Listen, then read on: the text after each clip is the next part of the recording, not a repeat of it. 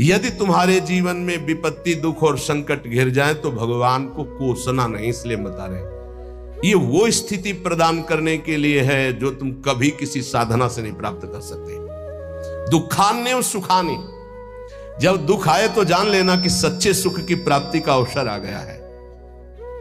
एक श्रीमद् भागवत में प्रसंग है तितिक्षु ब्राह्मण का। उसने कभी भी धर्म नहीं किया था, जीवन भर धन कमाया, परिवार का खूब विस्तार था, कंजूस स्वभाव का था, खूब पैसा एकत्रित करता, परिवार को भी नहीं सुख सुविधाएं देता, ना स्वयं लेता। जब हम धर्म नहीं करते हैं तो एकत्रित किया हुआ धन विविध प्रकार से नष्ट हो जाता है। इसलिए बुद्धिमान वही है जो अपने धन का सदुपयोग कर ले। जमा करना केवल उसका लक्ष्य नहीं, उसका सदुपयोग होना। धन्य है जिन्होंने धन का सदुपयोग कर लिया। उसने सदुपयोग भी नहीं किया, ना तो शरीर में, ना देवी संपदा की प्राप्ति में, ना किसी धर्म में। अचानक आग लग गई, धन नष्ट हो गया। परिवार वाले वैसे ही घृणा करते थे क्योंकि सुख सुविधा साफ छोड़ दिए, उसे निकाल दिए घर से। संपत्ति का नाश, कोई मित्र नहीं, कोई व्यवहारी नहीं। बड़ी अद्भुत घटना श्री कृष्णचंद्र जी उद्धव जी को सुना रहे। अब उसके मन में आया कि अरे, पूरा जीवन जिस परिवार के लिए कोई मेरा नहीं, जो धन कमाया वो तो भस्म हो गया, अब क्या? शरीर तो वृद्ध है, अब क्या? तो हाथ उठाया और कहा, हे भगवान, अगर मेरी आयु अब कुछ भी है तो आज से मैं संकल्प लेता हूं मेरा जीवन आपके लिए। और इतना बड़ा महात्मा हुआ कि भगवान उसका यश गा रहे, पर देख लो उसके लोग उसको थूकते, पीटते, मारते, उसको सह करके वो ऐसा ब्रह्म ऋषि बना कि भागवत में उसकी चर्चा है। दुख भगवान की प्राप्ति निश्चित करा देता है यदि आप उबे ना तो। श्री स्वामी ओंकारानंद सरस्वती जी महाराज कह रहे थे, मेरे अंदर कोई भजन की कभी वृत्ति नहीं थी। मैं एक कपड़े का व्यापारी, नई अवस्था, आसपास कपड़े की दुकान थी, मेरी दुकान ज्यादा चलती थी। उन लोगों ने हमसे द्वेष कर लिया और रास्ते में घेर करके हमें बहुत मारा, जूतों से, थप्पड़ से, खून खच्चर कर दिया। जब मैं घर गया कपड़े भीजे हुए खून से, परिवार वाले बहुत रोए कि ऐसा। मैं कुछ किसी से नहीं बोला, सह गया। पर उन लोगों में एक था बहुत ही दुष्ट, उसने 2-3 दिन बाद फिर अकेले मुझे मारा। तब मेरे दिमाग में आया कि कब तक पीटता रहूंगा, अब इसको मैं मारूंगा। तो व्यापारी था ही, मैंने करौली खरीदी, उन्हीं के बिल्कुल यथावत शब्द, करौली खरीदी और रास्ते में जहां मुझे पीटा था वहीं खड़ा हो गया। अब वो तो पीटने वाले थे, उनको डर तो था नहीं, उनको पता नहीं था कि मैं किस भाव में खड़ा हूं। जे भी हुआ है मैं दौड़ पड़ा, मार करौली, उनको मार डाला, उसको मार डाला और मार करके मैं कोतवाली पहुंचा और वहां आत्मसमर्पण कर दिया बिना किसी गवाही के। मेरी ही गवाही में मुझे तन्हाई की सजा दी गई। जब तक न्याय ना होगा तब तक तन्हाई की सजा। और उसमें था कि आसपास कीलें लगी थी, बस केवल खड़े हो सकते हो, बैठ सकते हो, ना इधर ना इधर, बिल्कुल सीधा। जब वहां पहुंचा तब सोचा कि अरे, ब्राह्मण के घर जन्म मिला और ये जीवन ऐसे कटेगा, ये तो भारी पाप हो गया हमसे। बस हाथ उठाया उसी तन्हाई में और कहा, एक बार मुझे अवसर दिया जाए, हे परमात्मा, हे परमेश्वर, मैं आजीवन आपका भजन करूंगा। ब्याह हुआ नहीं था, अब निकलने का कोई साधन नहीं। कुछ दिन तन्हाई के बाद जब बाहर उनको बैठाला गया, उन्होंने संकल्प किया, ना पानी पीऊंगा, ना भोजन पीऊंगा, प्राण त्याग दूंगा। अगर जीवित रहा और मुझे मुक्त अवस्था मिल गई तो मैं आजीवन संन्यास लेकर भगवान का भजन करूंगा। ऑफिसर आते, डंडे से मारते, थप्पड़ मारते, लातों से मारते, पर ना मैं बोलता, ना मैं पानी पीता, ना भोजन करता। दृढ़ संकल्प। अब ये चर्चा का विषय बन गया तो बोले बड़े अधिकारी कोई थे, वो आए और कहा हम एकांत में इससे बात करेंगे। तो हमसे कहा कि बोलो, क्या बात है? क्या तुम निर्दोष हो? तुम्हें फंसाया गया है? तुम स्पष्ट बता दो, मैं तुम्हें वचन देता हूं कि मैं तुम्हारा सहयोग करूंगा। मुझे लगा कि भगवान मेरा सहयोग करने आए। मैंने आंख उठाई और कहा, श्रीमान, आप जो भी है मुझे पता नहीं, पर मैं आपसे प्रार्थना करता हूं कि अगर मुझे छूट दे दी जाए तो मैं आजीवन संन्यास लेकर भजन करना। बोले पक्का? बोले हाँ। बोले आपकी रिपोर्ट में तो आपने ही कहा है मैंने कत्ल किया है, अब आपको एक सत्य के लिए झूठ बोलना पड़ेगा, मैं आपको बचा लूंगा। आपको बोलना पड़ेगा दबाव में मुझसे कहलाया गया, मैंने कुछ नहीं किया। बोले बोल दूंगा। और बोले ऐसा विधान बना, मैं मुक्त हो गया, घर नहीं गया, सीधे सन्यास लेकर। और वो परम 90 वर्ष की अवस्था की बात कह रहा हूं, उनसे जब मिले, वो ब्रह्माकार स्थिति, उस दुख घटना ने उनको एक ब्रह्मलीन महापुरुष बना दिया। दुखान्य व सुखाने, दुख परम सुख प्रदान करने वाला पक्का। विद्य अपयसो जानी कीर्तिम परा, यदि तुम्हारी निंदा हो रही है तो तुम प्रेम मार्ग के पथिक हो, नाच पड़ो, तुम्हारा मंगल हो गया। क्या? तुम्हारी सारी अशुभ वृत्तियां नष्ट हो जाएंगे, तुम्हारी विमल कीर्ति का प्रकाश होगा। विमल कीर्ति का ये रहस्य है। जब तुम्हारी निंदा हो तो आनंदित हो जाओ, जब दुख हो तो जान लो परम सुख की प्राप्ति का मार्ग खुलने वाला है। पर बहुत धैर्य की जरूरत है, बहुत धैर्य की जरूरत। मन्ने था अधमश्च दुष्परिभवान सम्मानवत सत्तमयी, अधम पुरुषों द्वारा किया हुआ प्रहार और अपमान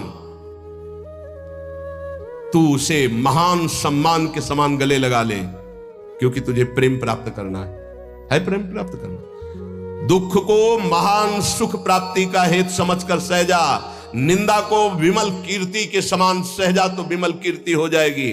और नीच पुरुषों द्वारा, अधम पुरुषों द्वारा किया हुआ अपमान प्रहार, उसे गले लगाओ। यह है अध्यात्म, यह अध्यात्म है, इसे अध्यात्म कहते हैं। ये शास्त्रों में लिखा ही है, बहुत कम है जो है ऐसे जो इसको धारण करते हैं, नहीं तो अब केवल मनोरंजन रह गया है। चर्चा का मतलब मनोरंजन रह गया है, जिससे तालियां बजे, जिससे मनोरंजन हो, वाहवाही हो, बस यही रहे। बोलो इसमें वाहवाही, बजाओ इसमें तालियां। बजा सकते हो तालियां? वाह वाह वाह नहीं बजा सकते, होश उड़ जाएंगे। दुखान्य व सुखाने, ये सत अध्यात्म है। विद्या अपयसो जाने कीर्तिम पराम, ओठ सूख जाएंगे जब धारण करने की सोचोगे। अध्यात्म। दैन्यान्येव महाविभूति मति सल्लाभान लाभान सदा, दैन्य ये महाविभूति है वैष्णव की। वैष्णव के पास संपत्ति क्या है? दैन्य। यही दरबार दीन को आदर रीति सदा चली आई। दैन्य। दैन्यान्यो महाविभूति मति सल्लाभान लाभान सदा, अलाभ को परम लाभ जानकर दैन्य भाव से मान अपमान दुख सुख जो भी परिस्थिति निंदा स्तुति सबको चीरता हुआ जो नाम जप करता हुआ आगे बढ़ता है, तो कह रहे वृंदावनम जीवनम, उसके जीवन में दिव्य वृंदावन का प्रकाश हो जाता है। भक्ति के सारांश में वर्णन करते हैं 64 अंग है। यदि ये 64 अंग भक्ति के संपूर्णतया हृदय में प्रकाशित हो जाए तो प्रेम अपने आप जागृत हो जाएगा। पहले एक उपासक ने प्रश्न किया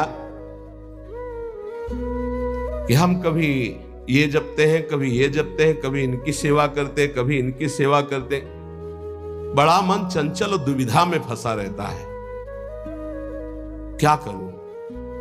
तो यहां पहला भक्ति का लक्षण है श्री गुरु चरणों का आश्रय लेना। श्री गुरु चरण पादाश्रया। जब हम गुरुदेव के चरणों का आश्रय ले लेते तो ये प्रश्न ही नहीं बनता जो वो प्रश्न कर रहे थे। ये प्रश्न उन्हीं का बनता है जो मनमुखी चाल चल रहे हैं। गुरुमुखी में ये प्रश्न नहीं। बोलो जितने गुरुमुखी हो, तुम्हें प्रश्न है कि मुझे क्या करना क्या नहीं करना? तुम्हें पता होगा मुझे किसकी उपासना करनी हो, कैसे करनी है। अगर इतना पता नहीं तो गुरुमुख नहीं हो। कंठी बंधवा लिए हो, अभी गुरुमुख नहीं हुए तुम। गुरुमुख वही जिसका समाधान हो चुका है। क्या समाधान? मेरे आराध्य देव श्री प्रिया प्रीतम, उनकी उपासना ये पूरा पता है, अब उसमें कोई मिलावट की जरूरत नहीं। इसलिए भक्ति के प्रथम अंग का श्री गुरु चरणों का आश्रय, यहां से प्रारंभ ही होती है। असली भक्ति का स्वरूप यहीं से प्रारंभ होता है, गुरु चरण आश्रित। एक बहुत प्रवीण बुद्धि के उन्होंने कहा कि अगर हम अव्यक्त को गुरु बना लेते हैं तो व्यक्त गुरु बनाने की जरूरत क्या है? पकड़ो, अव्यक्त वाणी चल रही, यहां वाणी है अव्यक्त, पकड़ो उसको, पकड़ के दिखाओ। नहीं, आप नहीं पकड़ पाएंगे। तो वही अव्यक्त सत्ता व्यक्त गुरुदेव के रूप में, गुरु साक्षात पर ब्रह्म, और वही उपदेश देने के लिए आती है। अव्यक्त आके तुम्हें डांटेगा नहीं। अगर अव्यक्त गुरु की बात माननी तो सब लोग शांत होकर अपने हृदय में देखो। जब तुम गलत करना चाहते हो, अव्यक्त गुरुदेव तुम्हें उपदेश देते हैं, मानते हो तुम उनकी बात? देखो ना, अंदर आता गलत है, नहीं करना, मानते हो बात? और व्यक्त गुरुदेव धज्जियां उड़ा देंगे तुम्हारी। अगर जरा भी तुम आश्रय छोड़ के भागे तो बात अलग है, जरा भी आश्रय लिए तो तुम्हें सुधरना पड़ेगा। आज नहीं तो कल, कल नहीं तो परसों तुम्हें भगवत प्राप्ति होगी, पक्का होगी, क्योंकि गुरु की नजर पड़ चुकी है। अब तुम्हें विकार परास्त नहीं कर सकते। श्री गुरु चरणों का आश्रय लेना पहला। दूसरा, श्री गुरु चरणारविंद के आश्रित होकर उनसे मंत्र दीक्षा लेकर इष्ट से संबंध का परिचय जानना। गुरुदेव से मंत्र दीक्षा लेकर इष्ट से संबंध का परिचय जानना। आपको पता है आपका क्या संबंध है? पता होगा आपका अपने इष्ट से क्या संबंध है? पता है? भाव संबंध को गुरुदेव जो प्रदान करते हैं वो तो पता ही होगा कि आपका आपके इष्ट से क्या संबंध है, नहीं है? हाँ, ये अंदर का विषय है। अपने इष्ट से क्या संबंध है ये आपको पता होना चाहिए। गुरु मंत्र दीक्षा और इष्ट संबंध भक्ति के 64 अंगों में दूसरा, पहला है सबसे पहला गुरु आश्रय। एक आए थे बहुत ज्ञानी जी, बहुत बड़े ज्ञानी। ओ, मुझे मोह क्यों है? भ्रम हो गया। ये भ्रम क्यों है? क्योंकि अज्ञान है। यह ज्ञान क्यों है? क्योंकि आप स्वीकार किए। ये आप कौन है? ब्रह्म है। ये ब्रह्म कैसे है? वह किसके चेला हो? गुरु बनाया किसी को? ने बनाने की चेष्टा की थी, किसी का नाम लिया, बोले बनाया तो किसी को नहीं, तो हमको कुछ नहीं हो। तो वह क्यों है? माथे में तिलक लगाया, कोई प्रश्नवाचक चिन्ह का नहीं, देख के ही पता चल जाएगा कि संप्रदाय के हो। नहीं चल जाए क्यों संप्रदाय के हो? नहीं, आप किस संप्रदाय के? बोले क्यों? किसके चेला हो? बोले क्यों के? वैसे एक प्रश्नवाचक चिन्ह नहीं होता, तिलक लगाया करो प्रश्नवाचक चिन्ह का, दूर से पता, दूर से डर जाएगा लोग, कौन संप्रदाय? बोले क्यों वाला है? बच्चों, इसका समाधान नहीं है। क्यों क्यों क्यों? इसका उत्तर क्या है? आप बोलो इसका उत्तर क्या है? तो गुरु पादाश्रया पहला, और दूसरा है गुरु से मंत्र की दीक्षा और इष्ट संबंध। हर उपासक को पता होना चाहिए हमारा इष्ट से क्या संबंध है। तीसरा, विश्वास पूर्वक गुरु चरणों के आश्रित होकर उनकी सेवा करना। गुरु चरणों की सेवा करना, आज्ञा सम्न सुसाहिब सेवा, गुरु की आज्ञा पे चलना। गुरु सेवा तज करें जे बान, यह है अधर्म, यह है सब हानि कान न रिस्कत बेरा है। देखो, एक बात तो इतना समझी लो कि तुम मानो चाहे ना मानो, गुरु जी जो है वो भगवान ही है, दूसरा नहीं है।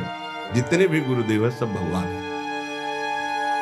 और जब आप गुरुदेव से कोई भी कपट या छुपाव करोगे तो गुरुदेव के पास एक दृष्टि होती है।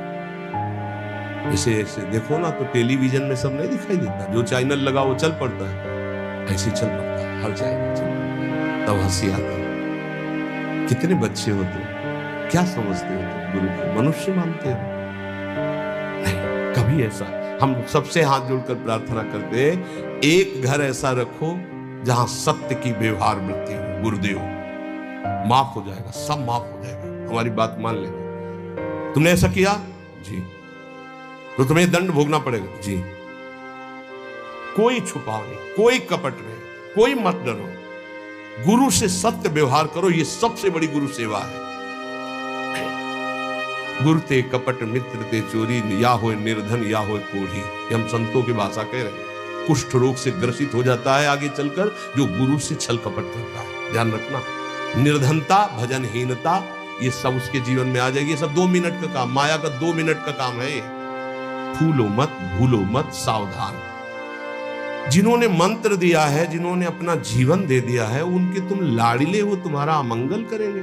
तुम्हें डरना है इस बात से केवल कि हमसे कोई त्रुटि ना हो जाए। गुरुजी हमें डांटेंगे या फटकारेंगे या मारेंगे तो हमारा जीवन कृतकृत्य हो जाएगा। सच्ची मानिए, अभी मारा ही नहीं पड़ी इसीलिए तुम बहक रहे हो। एक बार माया की मार तो बहुत खा चुके हो तुम। एक बार गुरु की पड़ जाएगी चपत तो जीवन ठीक हो जाएगा, पक्का समझ लो। जिस दिन गुरु करुणा करके एक चपत मार देंगे, उस दिन से माया मारना बंद कर देंगे, पक्का समझ लेना। वो बड़े भाग्यशाली हैं जिनको गुरु की डांट और चपत लगती है। मनमानी आचरण करके ऐसा मत करना कि अब चपत खानी ही है कुछ ऐसा करे कि नाराज हो जाए तो फिर दिन भर नाराज ही बने रहेंगे। इतने हैं, अगर हमसे कोई गलती होती है और गुरु हम पर नाराज होते हैं, चपत मार देते हैं, तो माया की चपत से मुक्त हो जाओगे, पक्का। डरना नहीं, डरो इस बात से कि कहीं हमारे और गुरु के संबंध में कोई बीच में ना आ जाए, बस ये बात, कहीं दरार ना पड़ जाए। और जो डर होता है वो माया जनित, हम डरते नहीं। नरसिंह भगवान से सब डर रहे थे, प्रहलाद जी डरे क्या? दौड़ के गोद में हमारे गुरुदेव है, हमारे माता पिता है, हमारे मित्र हैं, हमारे प्रीतम है, हमारे स्वामी, यही सब है। तुम्हें माता च पिता तुम्हें बंधुश्च सखा तुम्हें। तो गुरुदेव के प्रति निष्कपट निश्चल भाव रखना, इससे बड़ी कोई सेवा नहीं है।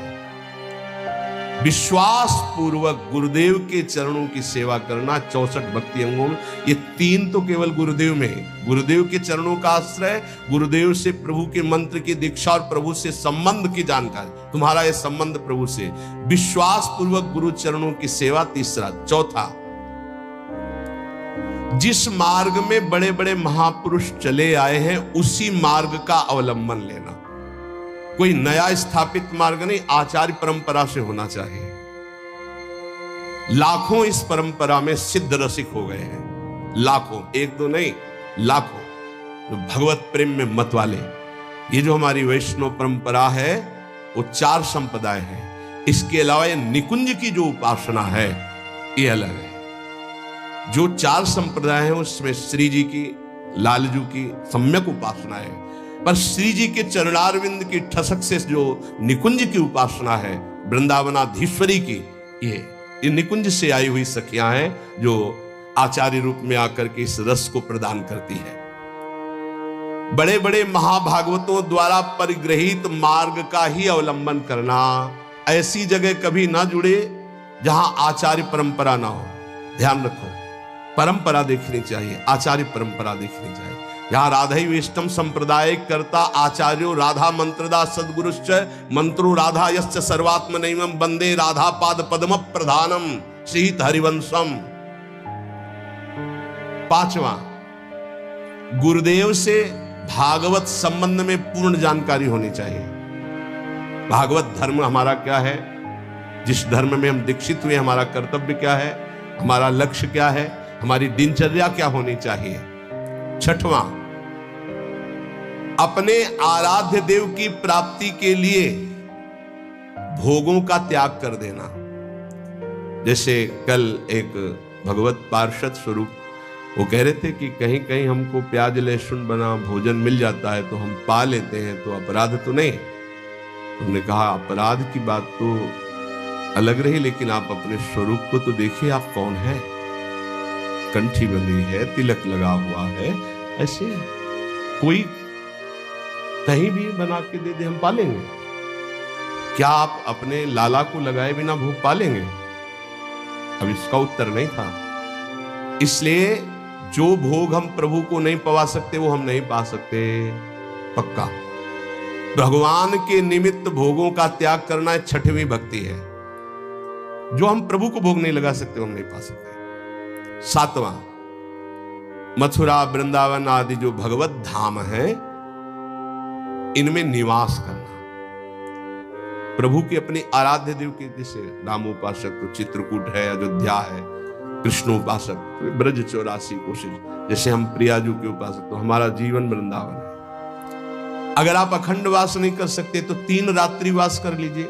जीवन में कभी आपको फुर्सत मिले तो आ जाइए, 3 रात्रि वास। पहले दिन उपवास कीजिए, दूसरे दिन फलाहार, तीसरे दिन एक बार अन्न और चौथे दिन चले जाइए। नियम से रहिए। अगर आप कभी अवसर मिले तो कार्तिक मास है, सावन मास है, 10-15 दिन रुक गए, नहीं है तो 3 रात्रि रुक गए, नहीं ज्यादा है तो 24 घंटे रुक गए, लेकिन यात्रा करनी चाहिए।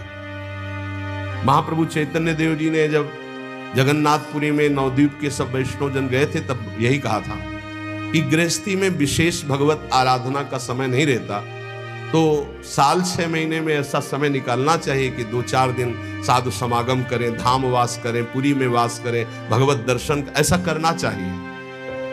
अगर संयोग बन जाए तो 1-1, 2-2 रुपए जोड़ने चाहिए कि ये जाकर हम वहाँ पशु पक्षियों की सेवा कर देंगे, ठाकुर को भोग लगा देंगे, 2-4 संतों को भोजन पवा देंगे। गृहस्थी में ऐसा करना चाहिए। और जो विरक्त भाव में वो तो धाम आदि का ही सेवन करते हैं। 7वां यह है मथुरा, वृंदावन, ब्रज, ऐसे 84 कोश है हमारा परम पावन ये ब्रज धाम, तो निवास करना चाहिए जितने दिन हो सके। अखंड तो को हो, कोई कोई विशेष भाग्यशाली ये लाभ लेता है। 8वां, किसी के द्वारा दी हुई वस्तुओं को अगर विरक्त है तो उतना ही स्वीकार करे जितनी आवश्यकता है, अनावश्यक नहीं। और गृहस्थ है तो किसी के द्वारा दी हुई वस्तुओं को स्वीकार ही ना करे। ये भक्ति का 8वां अंग है। आप गृहस्थ हो, आप अगर नमक रोटी भोग लगाओगे ठाकुर जी को बहुत अच्छा लगेगा। अपनी कमाई का, अपने दूसरे से लेने की जरूरत नहीं। ये जो चटोरापन आ जाता है फिर उससे भक्ति नष्ट हो जाती है, चाहे गृहस्थ हो चाहे विरक्त हो। विरक्त जितनी आवश्यकता हो, गृहस्थ अपनी धर्म की कमाई, दूसरे के आगे हाथ फैलाना गृहस्थ का धर्म नहीं। 9वां, व्रतों का सम्मान करना। 64 भक्ति अंगों में है, जो भागवतिक व्रत हैं उनका सम्मान करना, उन दिनों में व्रत रहना, ऐसा। लेकिन यहां वृंदावन नित्य विहार उपासना में विधि निषेध नहीं दास अनन्य उत्कृष्ट व्रतधारी, यहां उत्कृष्ट व्रत धारण किया गया है। ज्ञान धर्म व्रत कर्म जिते सब काहू में नहीं मोह प्रतीति, रसिक अनन्य निशान बजायो एक श्याम श्यामापद प्रीति। सर्वस्व महाप्रसाद प्रसिद्ध ताके, ये सर्वस्व श्री जी की जूठन के आगे हमारा कुछ नहीं। श्री जी का उच्छिष्टामृत, 8 पैर उनका दुलार। 10वां, आंवला है, पीपल है, तमाल है, ये वृक्ष है, आप परिक्रमा कर रहे हैं तो इनको दाहिने कर लीजिए, दाहिने करके निकलिए। अगर आपको शहर में दिखाई दे रहा है कि आंवला, पीपल, तमाल आदि, तो थोड़ा 4 कदम चलकर उससे दाहिने का अपनी परिक्रमा में ले लीजिए, प्रणाम कीजिए। इनका सम्मान करना ये भक्ति का 10वां अंग है। 11वां, जो भगवान की निंदा करने वाले हैं, भक्तों की निंदा करने वाले हैं, भक्ति की निंदा करने वाले, ऐसे भगवत विमुख को पहचान ले और उसका कभी संग न करे। ये भक्ति का अंग है। ऐसा संग जिनके संग कुमति मति उपजे, करत भजन में भंग, तजोरे मन हरि विमुखन को संग। ये दीक्षा देने में एक अंग का वर्णन जरूर करते हैं कि ऐसे लोगों का संग कदापि न किया जाए। दूसरा कहते हैं कि भोजन, जैसे आप रिश्तेदार या नातेदार के यहाँ गए या कहीं गए, वहां मांस पात्रों में बनता है और आपने वैष्णव तिलक आदि लगा रखे, तो आपको खीर पूड़ी बना के दे तो भी आपको नहीं पाना है, क्योंकि रसोई तो वही है, पात्र तो वही। हमारा वैष्णव धर्म आज्ञा नहीं करता ऐसा। इसीलिए भगवान के लिए भोगों का त्याग करना। 12वां, अनाधिकारी को शिष्य बना लेना। गुरु को नरक जाना पड़ता है, ध्यान रखना। ये व्यवहार का विषय नहीं है। हरे शिष्य धन शोक न हरे, सो गुरु घोर नरक मा परे। एक दिन एक गुरु शिष्यों के साथ जा रहे थे तो एक बड़े केचुआ में, केचुआ समझते ना जो मिट्टी खाता है, लाल चींटी लगी थी हजारों। तो उनका गुरुदेव, कितना इसको कष्ट हो रहा होगा, क्या इसने ऐसा काम किया, इसके कोमल शरीर को लाल चींटियां, लाल चींटी काट ले तो बहुत कष्ट होता, खुजलाता, दाग बन जाता बहुत। बोले हजारों इसके कोमल शरीर में लगी। ध्यानस्थ हुए, कहा बेटा ये गुरु जी है, ये चेला है। ये गुरु जी है जो केचुआ बने हैं, और ये चेला है जो चींटी बनी, से धन लिया है। भगवत प्राप्ति की कोई चर्चा नहीं, तो ये देखो ये लीला हो रही। एक न सुने एक नहीं देखा, गुरु शिष्य अंध बधिर कर लेखा। गुरुदेव उपदेश नहीं कर रहे, अपने शिष्य को गलत मार्ग में जा रहा है तो डांट नहीं रहे, और शिष्य गुरुदेव की बात नहीं सुन रहा, दोनों नरक भोगेंगे। अनाधिकारी को शिष्य बनाने का मतलब है अपनी गति में फर्क डाल लेना। इसलिए आरत अधिकारी जब पावे गूढ़ तत्व, ये व्यवहार का विषय नहीं कि आपके व्यवहार से हम दीक्षा दें, ये डायरेक्ट सीधा है। हमें अनुकूल लगा तो देंगे, हमारे धर्म के अनुकूल। नहीं लगा तो कोई व्यवहार का विषय है, ये धर्म का विषय है, ये जीवन का विषय है। तुम थोड़ी नरक में हमारी रक्षा करोगे, हम तुम्हारी नरक में रक्षा करेंगे। हमारे अनुकूल चलना होगा, जो धर्म का आचरण है। अनाधिकारी को शिष्य बनाने का मतलब है गुरु अपने नरक का निमंत्रण कर देना, या तो सभा में मना कर दे। सेवा विचारम नामक ग्रंथ, उसमें हमने पढ़ा था कि यदि शिष्य आज्ञा का पालन नहीं करता अनाधिकारी, तो सभा में खड़े होकर के उसका त्याग कर दे, बता दे कि हम त्याग करते हैं, आज के बाद स्वीकार नहीं है शिष्यत्व इसका, हमारी आज्ञा का उल्लंघन, तो आप बच जाओगे, नहीं तो भोगना पड़ेगा। 13वां, भक्ति के विरोधी ग्रंथों का कभी अवलोकन न करें। कॉमिक्स पढ़ रहे हैं, ये पढ़ रहे हैं, वो देख रहे हैं, ये देख रहे हैं, ये करते हैं, वो गेम खेलते। अरे यार, राधा राधा राधा राधा राधा, कृष्ण कृष्ण कृष्ण कृष्ण कृष्ण, इसमें समय लगाना है कि उसमें लगाना है? मजीरा उठाओ, 1 घंटा कीर्तन करो, भागवत उठाओ, 10 अध्याय पाठ करो, गीता जी उठाओ, उसका ये भगवत मार्ग भाई। भगवत विरोधी भावों को नहीं, भगवत विरोधी ग्रंथों को नहीं। 14वां, जिससे हमारी भक्ति में बाधा पड़े ऐसे कभी कार्य ना करें। बड़े बड़े व्यवहारिक कार्य, बड़े बड़े सामाजिक कार्य, बड़ी बड़ी सभाएं जिससे हमारा भजन छूटे, ठीक। पूज्य पंडित गया प्रसाद जी महाराज गिरिराज वाले, तब माना जाएगा कि आपका भजन हुआ जब बड़े से बड़े शुभ कार्य के अनुष्ठान का मन न चले। सच्ची मानिए, महा उत्सव है यदि आप भगवत स्मरण कर रहे हो, इससे बड़ा कोई उत्सव नहीं। हर समय धीमी धीमी मधुर मधुर भगवान की नाम ध्वनि अंदर उठ रही, आप सुन रहे हैं उसे, उसी का चिंतन कर रहे हैं, इससे बड़ी कोई उत्सव की वृत्ति नहीं। भावोत्सवेन भजताम रसकाम धेनुम तम राधिका चरण रेणु महम स्मरामि। चाहे वो ज्ञान मार्ग हो, चाहे भगवत भक्ति का मार्ग हो, जब तक संसार का चिंतन है तब तक न ज्ञानी है न वो भक्त है। और भगवत चिंतन, इससे बढ़कर के कोई स्थिति नहीं है। भगवत प्राप्ति के लिए किसी भी चंदे की या किसी भी सहयोग की जरूरत नहीं है। वो हृदय से भगवत स्मरण करे, इसी से भगवत प्राप्ति होती है। आप गीता जी और भागवत जी सब उठा करके देख लीजिए। अनन्य चिंतयन्तो माम अनन्य चेता सततम, जगह जगह अनन्य चिंतन। ये दूसरे के द्वारा नहीं होता, ये अपने द्वारा होता है, ये पैसे से नहीं होता है, ये बार बार अभ्यास से, मन लगाने से होता है। 15वां, यदि आपके घर कोई अतिथि साधु महात्मा आ गया है, भारी व्यवस्था नहीं है आपके पास, माना तो आज अपना भोजन दे दीजिए, उसमें कंजूसी मत कीजिए। आप अपने किसी उचित व्यवहार के लिए अर्थ ले जा रहे हैं, कोई बीमार तड़प रहा है, आप कष्ट सह लीजिए, वो पैसे से दवा उसको दे दीजिए। ये पूज्य गुरुदेव भगवान के श्रीमुख के वचन।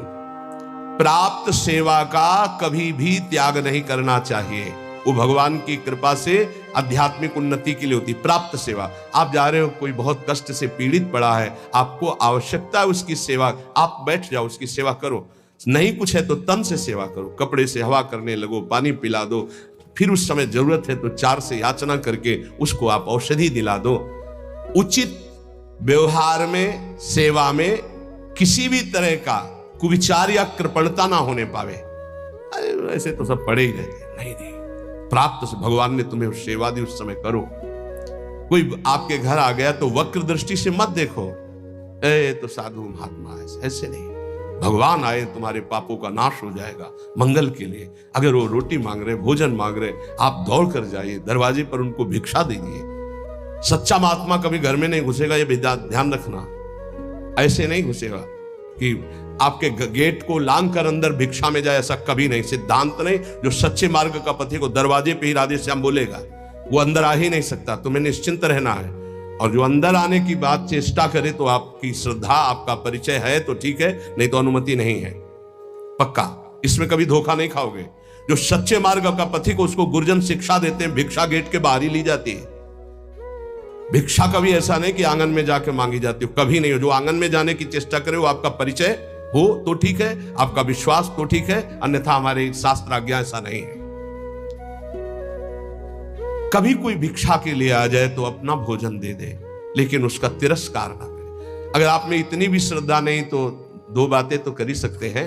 राधे श्याम, वो कह रहा है हमें अमुक चीज चाहिए, असमर्थ हूं, आप जल पी लीजिए, मृदु वचन बुला दीजिए, ऐसे शब्दों बोलिए कि उनको बचने का दरिद्रता। आपको नहीं देने की सामर्थ्य, आप मना कर दीजिए। लेकिन कटु वचन और रुद्र दृष्टि अगर अतिथि के प्रति की गई तो सारा आपका पुण्य नष्ट हो जाएगा, सारा पुण्य नष्ट हो जाएगा। यह धर्मशास्त्र के अंतर्गत की बात है। उचित व्यवहार, उचित सेवा का अवसर आया, उसमें कंजूसी मत कीजिए, देने में संकोच नहीं होना चाहिए। अब हमारा फिर क्या होगा? वो विश्वंभर देख रहा है, बहुत सुंदर व्यवस्था करेगा। आज तक जिसने साधु सेवा की, भगवान की प्राप्ति हुई, भगवान की कृपा प्राप्ति हुई। कभी ऐसा नहीं हो सकता कि संत सेवा वाला, कभी नहीं हो सकता। श्री जी उसके वैभव, उसके सेवा में उपस्थित, भगवान उपस्थित है। त्रिलोचन जी के यहाँ संत सेवा में स्वयं भगवान श्री हरि अंतर्यामी बन नौकर बन करके चले गए। तो ये कभी ना सोचो कि भिक्षुक को, साधु सेवा को अगर हम स्वीकार करेंगे तो हमारा कुछ चला जाएगा। नहीं नहीं, एक का वो लाखों देता है, ऐसा महान है उनका मालिक। तो भक्त का ये 15वां लक्षण है 64 अंगों में कि आए हुए प्राप्त अतिथि सेवा, संत सेवा या किसी की ऐसी परिस्थिति, उसमें कंजूसी ना करे, वो बड़े भाव से सेवा करे। 16वां, कुछ भी नष्ट हो जाए शोक ना करे। शोक क्यों ना करे? हमारी बड़ी कीमती वस्तु नष्ट हो गई तो जिसने अनंत ब्रह्मांड बनाया मेरा स्वामी जिस समय चाहेगा वो उससे बड़ी कीमती वस्तु दे देगा, मैं शोक क्यों करूं? दूसरा, क्रोध न करें। क्रोध होता है कामना से। जब हमारी कामना की पूर्ति में बाधा लगता है तो कामा संजायते क्रोधा। अगर हमारी कामना की पूर्ति नहीं तो हरि कोई बहुत मंगल में विधान कर रहे हैं, हमें क्रोध नहीं करना। अगर कोई हमारा अपमान कर रहा है तो हरि बहुत कृपा कर रहे हैं, मेरे देहाभिमान को गलित कर रहे हैं। अगर कोई हमारी निंदा कर रहा है तो हमारे पापों को नष्ट कर रहा है। उससे जैसा हमारा प्यारा मित्र कौन हो सकता है? तो हमें क्रोध बनता ही नहीं किसी पर करने को। और भी काम आदि विकारों के वशीभूत ना होना, ये 16वां है। 17वां, आप भले अपने देव इष्ट देव के अनन्य हैं, लेकिन किसी भी देवी देवता का आप निंदा या अपमान न करें, नहीं तो आपके इष्ट देव से आपकी रति खत्म हो जाएगी। अनन्यता के ठसक में आकर कहीं किसी की निंदा न कर दे, कहीं किसी का अपमान न कर दे। सब में हमारा इष्ट विराजमान है। 18वां, किसी भी जीव को वाणी से, तन से, मन से उद्वेग ना दे और किसी के द्वारा दिए हुए उद्वेग से उद्वेगित ना हो। ये बहुत काम की बात है। कोई कितना भी उद्वेग दिलाना चाहे, आप उद्वेगित ना हो, आप अंदर से व्यथित ना हो, नहीं तो आपकी निष्ठा में फर्क पड़ जाएगा, साधुता में फर्क पड़ जाएगा। और 19वां, 32 सेवा अपराध और 10 नामापराधों से बचे। वो चर्चाएं पीछे हो चुकी है। 20वां, यदि कोई भगवान के भक्ति की निंदा कर रहा है तो या तो उसकी जबान बंद करो या कान में अंगुली डालो, वहां से चल दो। राधा राधा राधा राधा राधा राधा। भक्त निंदा कान में नहीं पड़नी चाहिए। हो यहां और कान के पर्दे हिला के पूरा सुनना चाहते हैं, फिर क्या हुआ? अच्छा, ऐसा लग रहा है कि मानो परमानंद की बात, भगवान की कभी चर्चा ऐसे नहीं सुनेंगे, उसमें तो झटके लग जाएंगे आलस्य के। लेकिन किसी की निंदा होने लगे फिर देखो पूरे कान के पर्दे खोल। क्यों? क्योंकि पतन की तरफ मन हमारा स्वाभाविक जाने के लिए तैयार रहता है। जैसे जल को छोड़ो नीच गति, ऐसे ही मन को छोड़ दो नीच गति। तो अगर किसी भी संप्रदाय के किसी भी संत भक्ति की निंदा हो रही है तो हमको वहां से हट जाना चाहिए या कान में अंगुली डाल लेना चाहिए, नहीं तो भारी अपराध लगता है। संत शंभु श्री पद अपवादा, कही सुनीता असमर्यादा, काटी जीव तासु जो बसाई, श्रवण मुंद नत चले पराई। किसी भी संत भक्त महात्मा की निंदा हो रही और सभा में आप बैठे तो आप पाप के अधिकारी होंगे, आप हट जाइए, तुरंत हट जाइए। हरिहर निंदा सुनई जे काना, पाप लगे गौघात समाना। गौ हत्यारे को जो दुर्गति होती वही भगवान और भगवान के भक्तों की निंदा सुनने वाले की होती है, करने वाले की होती है। दोनों अपराधी माने जाते हैं। 21वां, गुरु दीक्षा लेकर तिलक मुद्रा वैष्णव चिन्ह ना धारण करना, यह अपराध है। धारण करना चाहिए। अगर दीक्षा ले ली है, देखो हर आचार्य तिलक धारण करते हैं। आद्य गुरु भगवान शंकराचार्य, निम्बारकाचार्य, हर वैष्णव जन चाहे जिस मार्ग के पथिक को सब तिलक धारण करते हैं, सब कंठी धारण करते। वो रुद्राक्ष, ये तुलसी जी की कंठी धारण करते हैं। ज्यादा सिद्धावस्था नहीं झाड़नी चाहिए। इष्ट तिलक लगाते हैं, आचार्य लगाते हैं, गुरुदेव लगाते हैं, और हम इतने ऐसे देखने को प्रमाद स्थिति मानी जाती है। सिद्धावस्था, सिद्धावस्था जब तुम्हें भोजन की याद न रहे, तुम्हें शौच लघु शंका की याद न रहे, तुम्हारी दिनचर्या अस्त व्यस्त है, तुम्हें पता नहीं, तुम भगवदाकार वृत्ति में डूबे हुए, अवधूत स्थिति है, वो बात अलग है। उसके लिए लिखा, लिखंति भुजमूल तो न खलु शंख चक्रादिकम विचित्र हरि मंदिरम न रचयंति भाल स्थले लसत्तु लसी मालिकाम ददति कंठ पीठे नवा गुरुर भजन विक्रमात् को इते महाबुद्धया।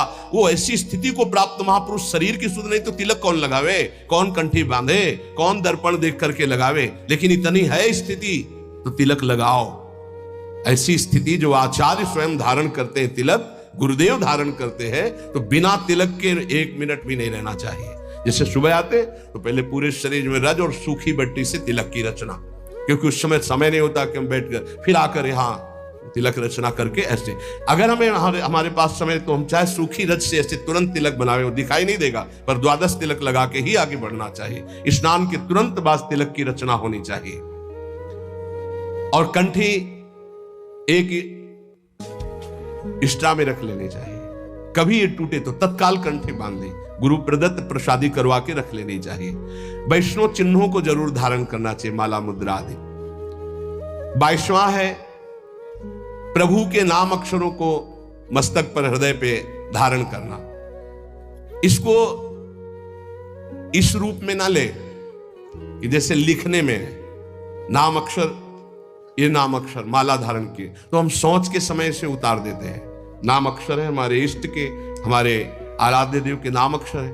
आराध्य देव का, गुरुदेव का नाम रूप विराजमान है, छाती से लगा रहता है। पर जब हम शौच आदि क्रिया करते तो इनको हम पवित्र स्थान में या अपने आस जो सैया है सिराने रख देते हैं या ऐसे उच्च स्थान पर रख देते हैं। अगर हम राधा नाम मस्तक पर लिखें इसके अनुसार, अगर इसको हम इस भाव में अर्थ लेते हैं कि प्रभु के नामाक्षरों को शरीर पर धारण करना, ये है। हम राधा नाम बाजूबंद बांध सकते हैं, राधा नाम लिखकर हृदय में धारण किए हुए, पर हम सोच के समय उतार देते हैं। अगर हम अक्षर बनाते हैं यहाँ, तो हम जब स्नान करेंगे तो हमारे अधोअंगों में और पैरों में हो जाएगा। हमारी श्रद्धा कहती है कि हमें ऐसा नहीं करना चाहिए, क्योंकि वही नाम हमारे सिंहासन में बैठ, वही नाम हमारा आराध्य देव, और उसी नाम को जब हम नहाएंगे स्नान करेंगे तो वो हमारे अधोअंगों में होते हुए पैरों तक जाएगा। ऐसा हम बर्दाश्त नहीं कर सकते, क्योंकि हम उसी नाम का चरणामृत ऐसे लेते हैं कि कहीं एक बूंद भी जमीन पे ना गिरने पावे। तो हमें जो इसका भाव है कि भगवान नामों का जो अंकन, वो ऐसे भगवान नाम की माला धारण करना, भगवान नाम को ऐसे हृदय में धारण करना। जैसे हमारे बिजली बाबा भगवान नामों का मुकुट धारण करते हैं, भगवान नामों के अक्षरों का, ऐसा बाहर से ऐसे धारण कर लिया, उतार के रख के शौच स्नान आदि करके फिर धारण कर लिया। अभी एक महावैष्णव आए हुए थे महाराष्ट्र से, ठाकुर जी को अपने ऐसे मस्तक पर धारण किए हुए थे, ये गोपाल जी को ऐसे लिए हुए, हर समय प्रसाद पाने के लिए जब बैठे तो सामने ठाकुर जी विराजमान। ऐसे जो महापुरुष धारण करते हैं उनकी श्रद्धा, उनका भाव, लेकिन हमारा आज तक भाव ऐसा, वो घबराहट पैदा हो जाती है कि नाम का जो धोवन चरणों में जाएगा वो बिल्कुल ठीक नहीं। जैसे कुछ भावुक जन अपने हाथों में या ऐसे टेटू में भगवान नाम लिखवा लेते हैं, भगवान रूप बना लेते हैं, और जब शौच आदि होते हैं उन्हीं हाथों से ये बिल्कुल ठीक नहीं है। आपको भगवत रूप पहना, यहाँ पहनिए, समय से उतार कर टांग दीजिए, फिर शौच स्नान करके फिर धारण कर लीजिए। ऐसा मत कीजिए जो ये अंकित करवाना है, तुम्हें ज्ञान नहीं। अब यहाँ लिखा है राधा कृष्ण, अब शौच तो वही पानी, वो हाथ धोना, वही नहाओगे वही, ये फिर नाम का जो प्रकाश है वो आनंद में नहीं आ पाएगा। ये बात, नाम का आदर, नाम का आदर करना। एक बार पूज्य राधा बाबा ने देखा कि ठाकुर घनश्याम दास जी गीता वाटिका बैठे ही अंगुली से ऐसे लिख दिया राधा, और बाबा उधर से निकले तो अरे ठाकुर ये गलती क्या कर दी, अब इसके एक कण में भी पैर पड़ेगा सारे सुकृत नष्ट हो जाएंगे। राधा नाम लिखा है, बैठ गए बाबा, पूरी रथ समेटी, एक एक सब समेट करके और तुलसी के घेरे में डाला का ठाकुर ऐसी गलती मत करना। नाम को जो पहचान गए, नाम को जो जान गए, वो नाम ही को अधीन कर लेते हैं। इसलिए नाम का आदर करना है, पर ऐसे लिखना, ऐसे धारण करो। हम कह रहे हैं पूरे नाम की माला बनाकर ऐसे बांध लो, नाम के बाजूबंद बना लो, नाम के कुंडल बना लो, नाम के कंठहार बना लो, लेकिन नाम को अगर हम अंकित करते हैं तो धुलकर हमारे अधोअंगों में जाता है। ये हमारी पर्सनल, हमारे हृदय की भावना है। तो जो इसमें अक्षर में लिखा है कि भगवान नाम के अक्षरों को शरीर पर धारण करना, धारण करना है, तो अंकित करा करके, जैसे तुलसी जी पर है, तमाल जी पर है, कदम्ब जी पर है, फिर हम उसको धारण करते हैं। 23वां प्रभु को निवेदित माला, पुष्प, तुलसी आदि का बड़े आदर के साथ सेवन करना। श्री चरणों की चढ़ी हुई तुलसी, अहो भाग्य, नाक से सूंघे, मस्तक पर लगाए, ओहो आज हमें प्रभु की प्रसादी तुलसी मिली, प्रसादी पुष्प मिला, प्रसादी माला मिली, हृदय में आह्लाद होना चाहिए। बार बार ऐसे, ओहो आज तो बड़ी कृपा हो गई, साक्षात प्रभु ने प्रसाद दिया। धर दो, हाँ धर दो, ऐसे नहीं, तत्काल उसको प्रणाम करो और माला को माथे पे लगाओ, सूंघो, तुम्हारी इंद्रियां पवित्र हो जाएंगी, भगवत भक्ति बढ़ेगी। 24वां, भगवत विग्रह के सामने नृत्य करना। प्रभु विराजमान है, राधा राधा जैसे बन रहा है, हमारे मालिक है, हमारे स्वामी है, रिझवार है, रीझ जाएंगे। नृत्य करना ये 64 अंगों में एक अंग है। 25वां, भगवत स्वरूप को साष्टांग दंडवत प्रणाम या पंचांग दंडवत प्रणाम ये करना।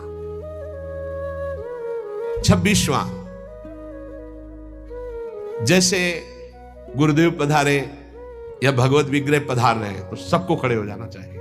जैसे अपनी श्री जी श्रृंगार ग्रह से पधार रहे हैं या मंगला में शयन ग्रह से पधार रहे हैं तो सबको खड़े हो जाना चाहिए। श्री जी पधार रहे हैं, गुरुदेव पधार रहे हैं, खड़े हो जाना चाहिए। भगवत विग्रह का, गुरुदेव का अभ्युत्थान, उनको देखकर खड़े हो जाना है, सम्मान करना, ये भक्ति का 26वां अंग है। 27वां, आप देख रहे हो कि चाव जा रहा है, चाव कहते हैं ठाकुर जी की शोभा यात्रा।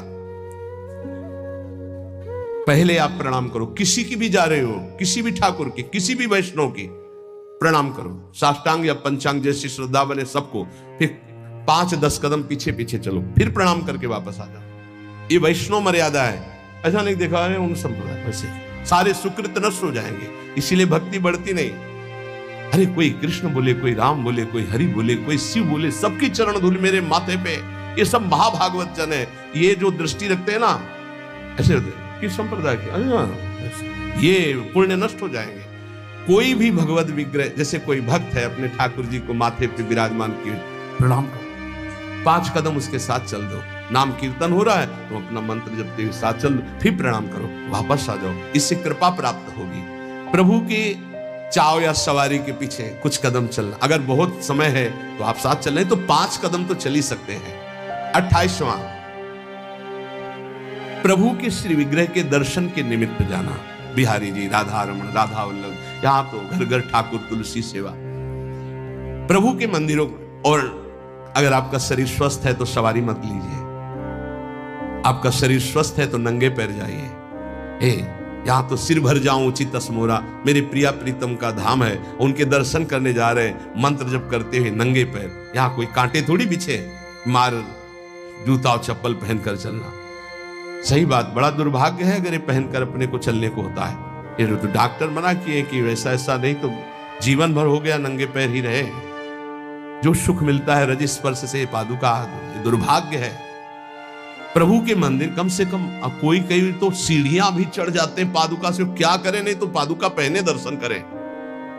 अरे प्रथम सीढ़ी में पैर रखने के पहले तो पादुका उतार दे कहीं। अगर तुझे पादुका में चित्तवृत्ति लगी रहेगी तो पैर के ही मत जा।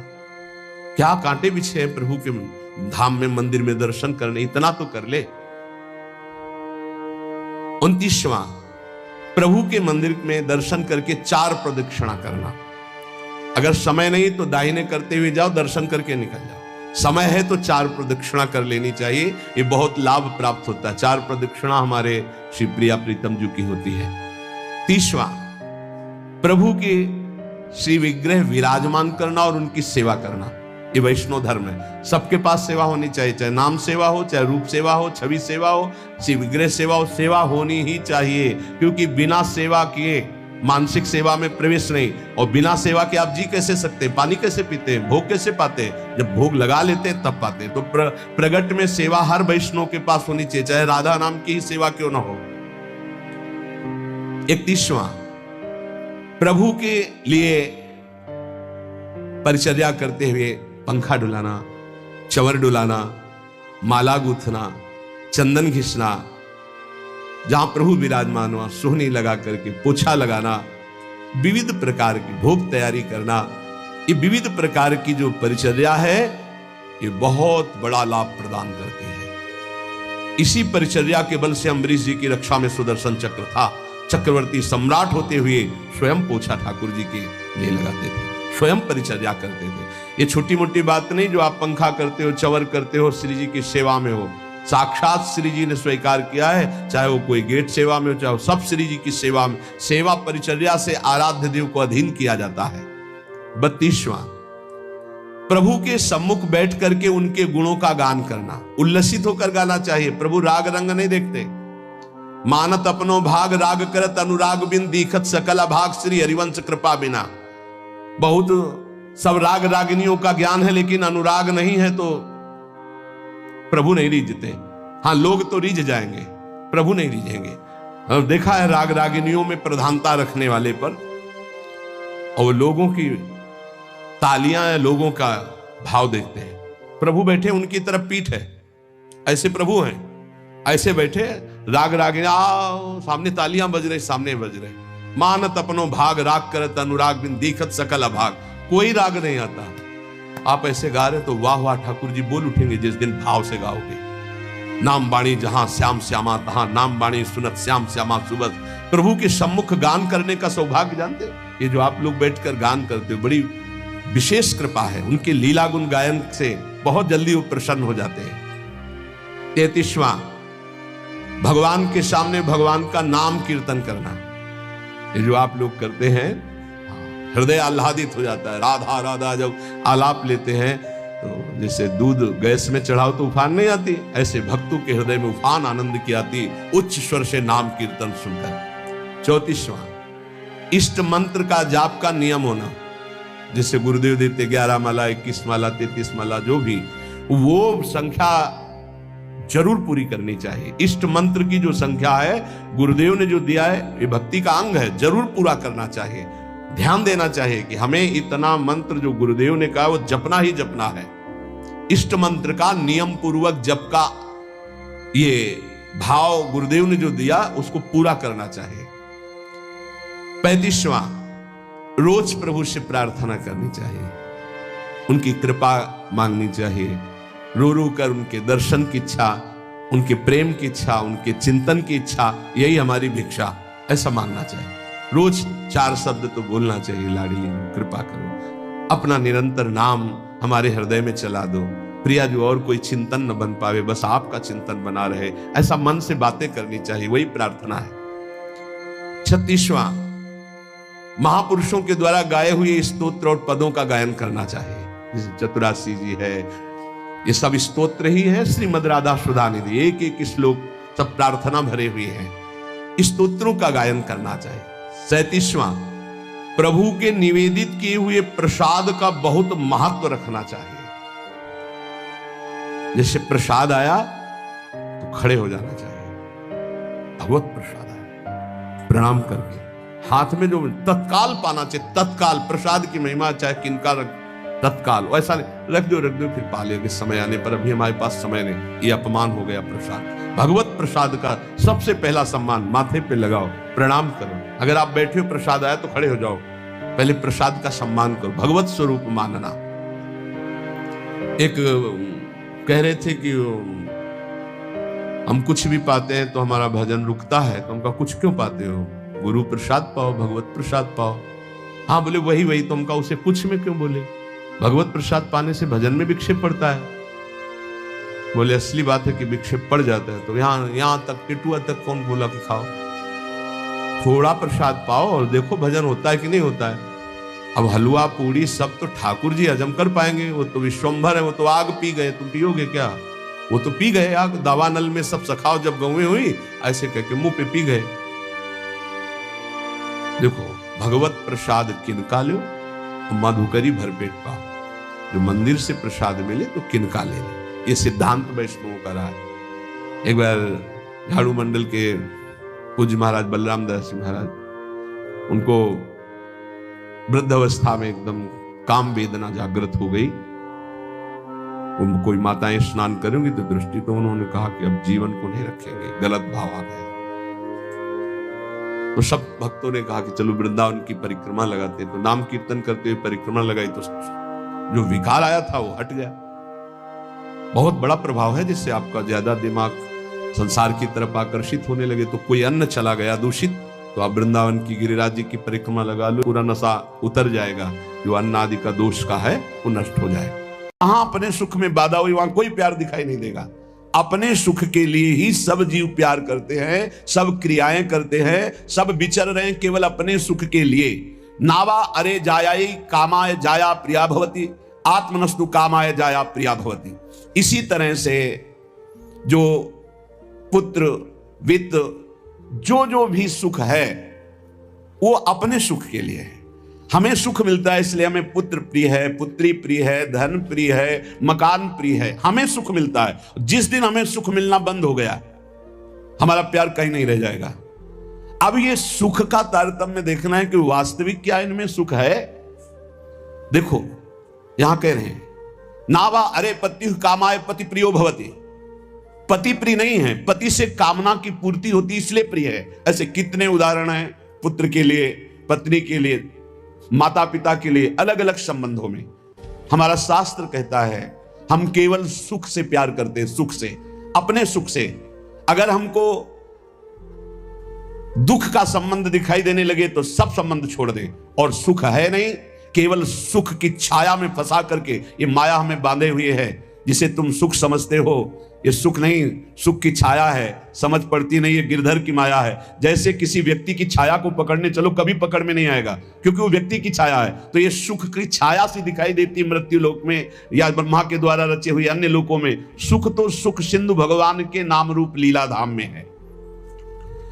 इस सुख का तारतम्य वर्णन करते हुए कहते हैं कि सबसे बड़ा सुख जो आनंद सिंधु सुख राशि, सीकर तय त्रैलोक सुपासी। सीकर कहते हैं एक बूंद जैसे ऐसे मारो उसमें जो छोटे कण निकलते हैं उसे सीकर कहते हैं। आनंद समुद्र भगवान के एक बिंदु के, एक सीकर के सुख से पूरा त्रिभुवन सुपास, पूरा त्रिभुवन सुखी हो रहा है। जो सुख का आभास भी मिल रहा है वो सच्चिदानंद भगवान है, इसलिए सुख का आभास मिल रहा है। शास्त्र कहता है यदि आनंद की प्राप्ति करनी तो आनंदो ब्रह्मेति व्यजानात्, आनंदाद्धेव खल्विमानि भूतानि जायन्ते, आनंदेन जातानि जीवन्ति, आनंदम प्रयन्त्यभि संविशन्ति थी। वेद कहता है आनंद से ही हमारी उत्पत्ति हुई है। हम आनंद सिंधु भगवान के अंश हैं, इसलिए सहज सुख राशि, चेतन अमल सहज सुख राशि। आनंद ब्रह्म है, उसी आनंद ब्रह्म से हमारी उत्पत्ति हुई, अर्थात हम उसके अंश हैं। हमारा स्वरूप भी आनंद स्वरूप ही है और आनंद की ही हम खोज कर रहे हैं, आनंद के लिए ही हम कर्म कर रहे हैं, आनंद के लिए ही हमारा जीवन है। पर हम आनंद में प्रविष्ट होना नहीं जाने कि आनंद है कौन सा। हम समझते हैं शरीर में आनंद है, पुरुष शरीर में, स्त्री शरीर में, अमुक धन में, अमुक भोग में, अमुक क्रिया में। आज तक किसी को आनंद नहीं, ग्लानि और पश्चाताप प्राप्त हुआ। आनंदम ब्रह्मणो विद्वान न बिभेति कुतश्चन, आनंदो ब्रह्मेति वजानात्। जो परमात्मा है, योगी जन जिसे परमात्मा कहते हैं, ज्ञानी जन जिसे ब्रह्म कहते हैं, भक्त जन जिन्हें भगवान कहते हैं, प्रेमी जन जिन्हें लाडले कहते हैं, वो आनंद स्वरूप है, वो सुख समुद्र है। भयग्रस्त प्राणी जब तक इनकी शरण में नहीं आएगा तब तक कुछ भी कर ले वो आनंद को प्राप्त नहीं हो सकता। हमारा सब जगने से लेकर सोने तक और बाल्यावस्था से लेकर के वृद्धावस्था तक और जन्मने से लेकर मरने तक एक ही चेष्टा है कि मुझे आनंद मिल जाए, क्योंकि हम आनंद के अंश है, आनंद की खोज कर रहे हैं। यदि तत् सुकृतम रसो वैशः रसम हृवायम लब्ध्वानंदी भवतु। वो परमात्मा स्वयं रूप तत्व रूप है, पूर्ण रस स्वरूप है, और जो इस रस स्वरूप परमात्मा को जान लेता है वो ब्रह्मानंद में डूब जाता है, वो आनंदमय हो जाता है। हम आनंद की खोज कर रहे हैं भोगों में। वो वेद शास्त्र पुराण ऋषि मुनि क्या कह रहे हैं कि आनंद स्वरूप परमात्मा है, और जो उस परमात्मा रस स्वरूप परमात्मा का अनुभव कर लेता है, जान लेता है, वही आनंद को प्राप्त होता है। देखो आनंद का तारतम्य बतलाते हुए श्रुति कहती है इस मृत्यु लोक में युवावस्था हो, जवान शरीर हो, श्रेष्ठ आचरण हो, वैदिक सिद्धांतों को जानने वाला हो, अपने इंद्रियों के शासन में कुशल हो, सफल कर्मण्यता हो, शरीर में कोई रोग न हो, बड़ा सुंदर हो, बलवान हो, खूब सुदृढ़ शरीर हो, धन संपत्ति हो, मनमानी भोगानंद प्राप्त करने के लिए सुंदर हर वस्तु उसके पास हो, सुंदर स्त्री, वैभव, हर सब कुछ, इसे कहते हैं एक मानुषानंद, मृत्यु लोक का। सुनते जाना, इसे कहते हैं मानुषानंद। और जब कोई उत्तम कर्म करता है, शुभ कर्म करता है, तो उत्तम कर्म करके वो गंधर्व योनि को प्राप्त होता है, उसको मनुष्य गंधर्व कहते हैं। इस मनुष्य गंधर्व को मानुषानंद से 100 गुना बढ़कर आनंद प्राप्त होता है। मानुषानंद समझा? वैदिक सिद्धांत को जानने वाला, युवावस्था, सुंदर शरीर, रोग रहित और अपार धन संपत्ति, सुंदरियां, सब सुख मृत्यु लोक का, कोई सुख ऐसा नहीं कि इसके पास ना हो, उसे कहते हैं मानुषानंद। उस मानुषानंद से उत्तम कर्म करके जो गंधर्व योनि को प्राप्त हुआ, उसे मनुष्य गंधर्व कहते हैं। उस मानुष गंधर्व को मानुषानंद से 100 गुना बढ़कर सुख मिलता है, मानुष गंधर्व को। और उस मनुष्य गंधर्व के आनंद से 100 गुना बढ़कर के देव गंधर्व, जो देवता गंधर्व रूप में ये साधन करके गंधर्व बना, 100 गुना मानुषानंद से बढ़कर, और उस मनुष्य गंधर्व से देव गंधर्व को 100 गुना बढ़कर के, ये देव जाति स्वयं प्रकट हुई गंधर्व योनि में, इस आनंद का 100 गुना आनंद बढ़ करके पितृलोक में जो वास करते हैं, पितरों को, उनसे 100 गुना आनंद जो स्मृति शास्त्रोक्त कर्मों का आचरण करके, यज्ञ आदि करके उसके फलस्वरूप देवता बने, उन्हें अजानज देवता कहते हैं। पितरों से 100 गुना आनंद बढ़ करके अजानज देवता को प्राप्त होता है, और अजानज देवता से बढ़कर 100 गुना देवताओं को आनंद प्राप्त होता है, जो देव योनि में सीधे प्रकट हुए हैं। इनका 100 गुना आनंद बढ़ करके वसु को प्राप्त होता है। देवताओं से भी 100 गुना बढ़कर आनंद वसु को, वसु से भी 100 गुना आदित्यों को, नित्य देवता, इनसे आदित्यों से 100 गुना बढ़कर के आनंद इंद्र का। देखो कितना तारतम्य है आनंद का।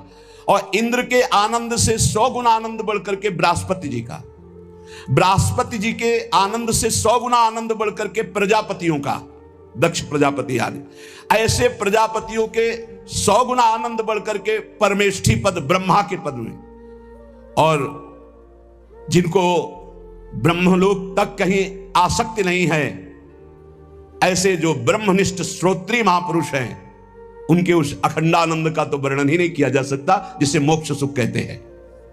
इस प्रकार सर्वोपरि हुआ ब्रह्मानंद, जो ब्रह्म सुख परमेष्ठी पद है, उससे भी कई गुना बढ़ करके ब्रह्मानंद है, सर्वोपरि आया ब्रह्मानंद। अब कह रहे हैं, ध्यान से सुनना, ब्रह्मानंदो भवेद देशो चेत परार्ध गुणी कृतः नैति भक्त सुखाम बोधई परमाणु तो लामपि। परार्ध कहते हैं एक के ऊपर 17 शून्य लगावे, एक लिखे और 17 शून्य लगावे तो जो संख्या बनती है उसे परार्ध कहते हैं। अगर ब्रह्मानंद में 1 और 17 शून्य लिख करके गुणा किया जाए, मानुषानंद से 100 गुना 100 गुना 100 गुना 100 गुना ऐसे बढ़ते आए, तो सबसे बड़ा सुख हुआ परमेष्ठी पद ब्रह्मा का, और ब्रह्मा से अनंत गुना बढ़कर सुख हुआ ब्रह्मानंद, मोक्ष सुख। और उसमें परार्ध गुणी कृतः, 1 लिख करके 17 शून्य लगा करके ब्रह्मानंद में गुणा किया जाए, तो प्रिया प्रीतम के प्रेम रस के आगे वो कुछ नहीं है। कह रहे हैं परमाणु तुला में, परमाणु बहुत छोटी वस्तु थी, प्रिया प्रीतम के प्रेम भक्ति के आगे जो सुख मिलता है, उस सुख के आगे ब्रह्मानंद में 1 लिखकर 17 शून्य लगाकर परार्ध का गुणा किया जाए तो जो संख्या आएगी वो प्रेम रस के आगे कुछ नहीं, परमाणु के समान भी नहीं। इतना अपार सुख प्रिया प्रीतम के प्रेम में है। हम प्रिया प्रीतम के प्रेम के उपासक मानुषानंद में ही फेल हो रहे हैं। गंधर्वानंद, अजानज देवता, देवता वसु, आदित्य, फिर देवराज इंद्र, बृहस्पति, प्रजापति, ब्रह्मा का सुख, और फिर ब्रह्मानंद, और फिर ब्रह्मानंद से भी परार्ध गुणीकृता, ये प्रिया प्रीतम का प्रेम वो परमाणु तुल्य भी नहीं है। ऐसे प्रिया प्रीतम के भजन के लिए, प्रेम के लिए हम मानुष सुख में अपना भजन छोड़ देते हैं। हमारी क्या स्थिति है? इसलिए उपासक को चाहिए कि अखिल विकार शून्या नित्यानंदमयी, भोग त्याग समर्पितात्मा, अचिंत्यानंद दिव्य परमानंद स्वरूपा प्रीति पराकाष्ठा स्वसुखानुसंधान कल्पना लेस शून्या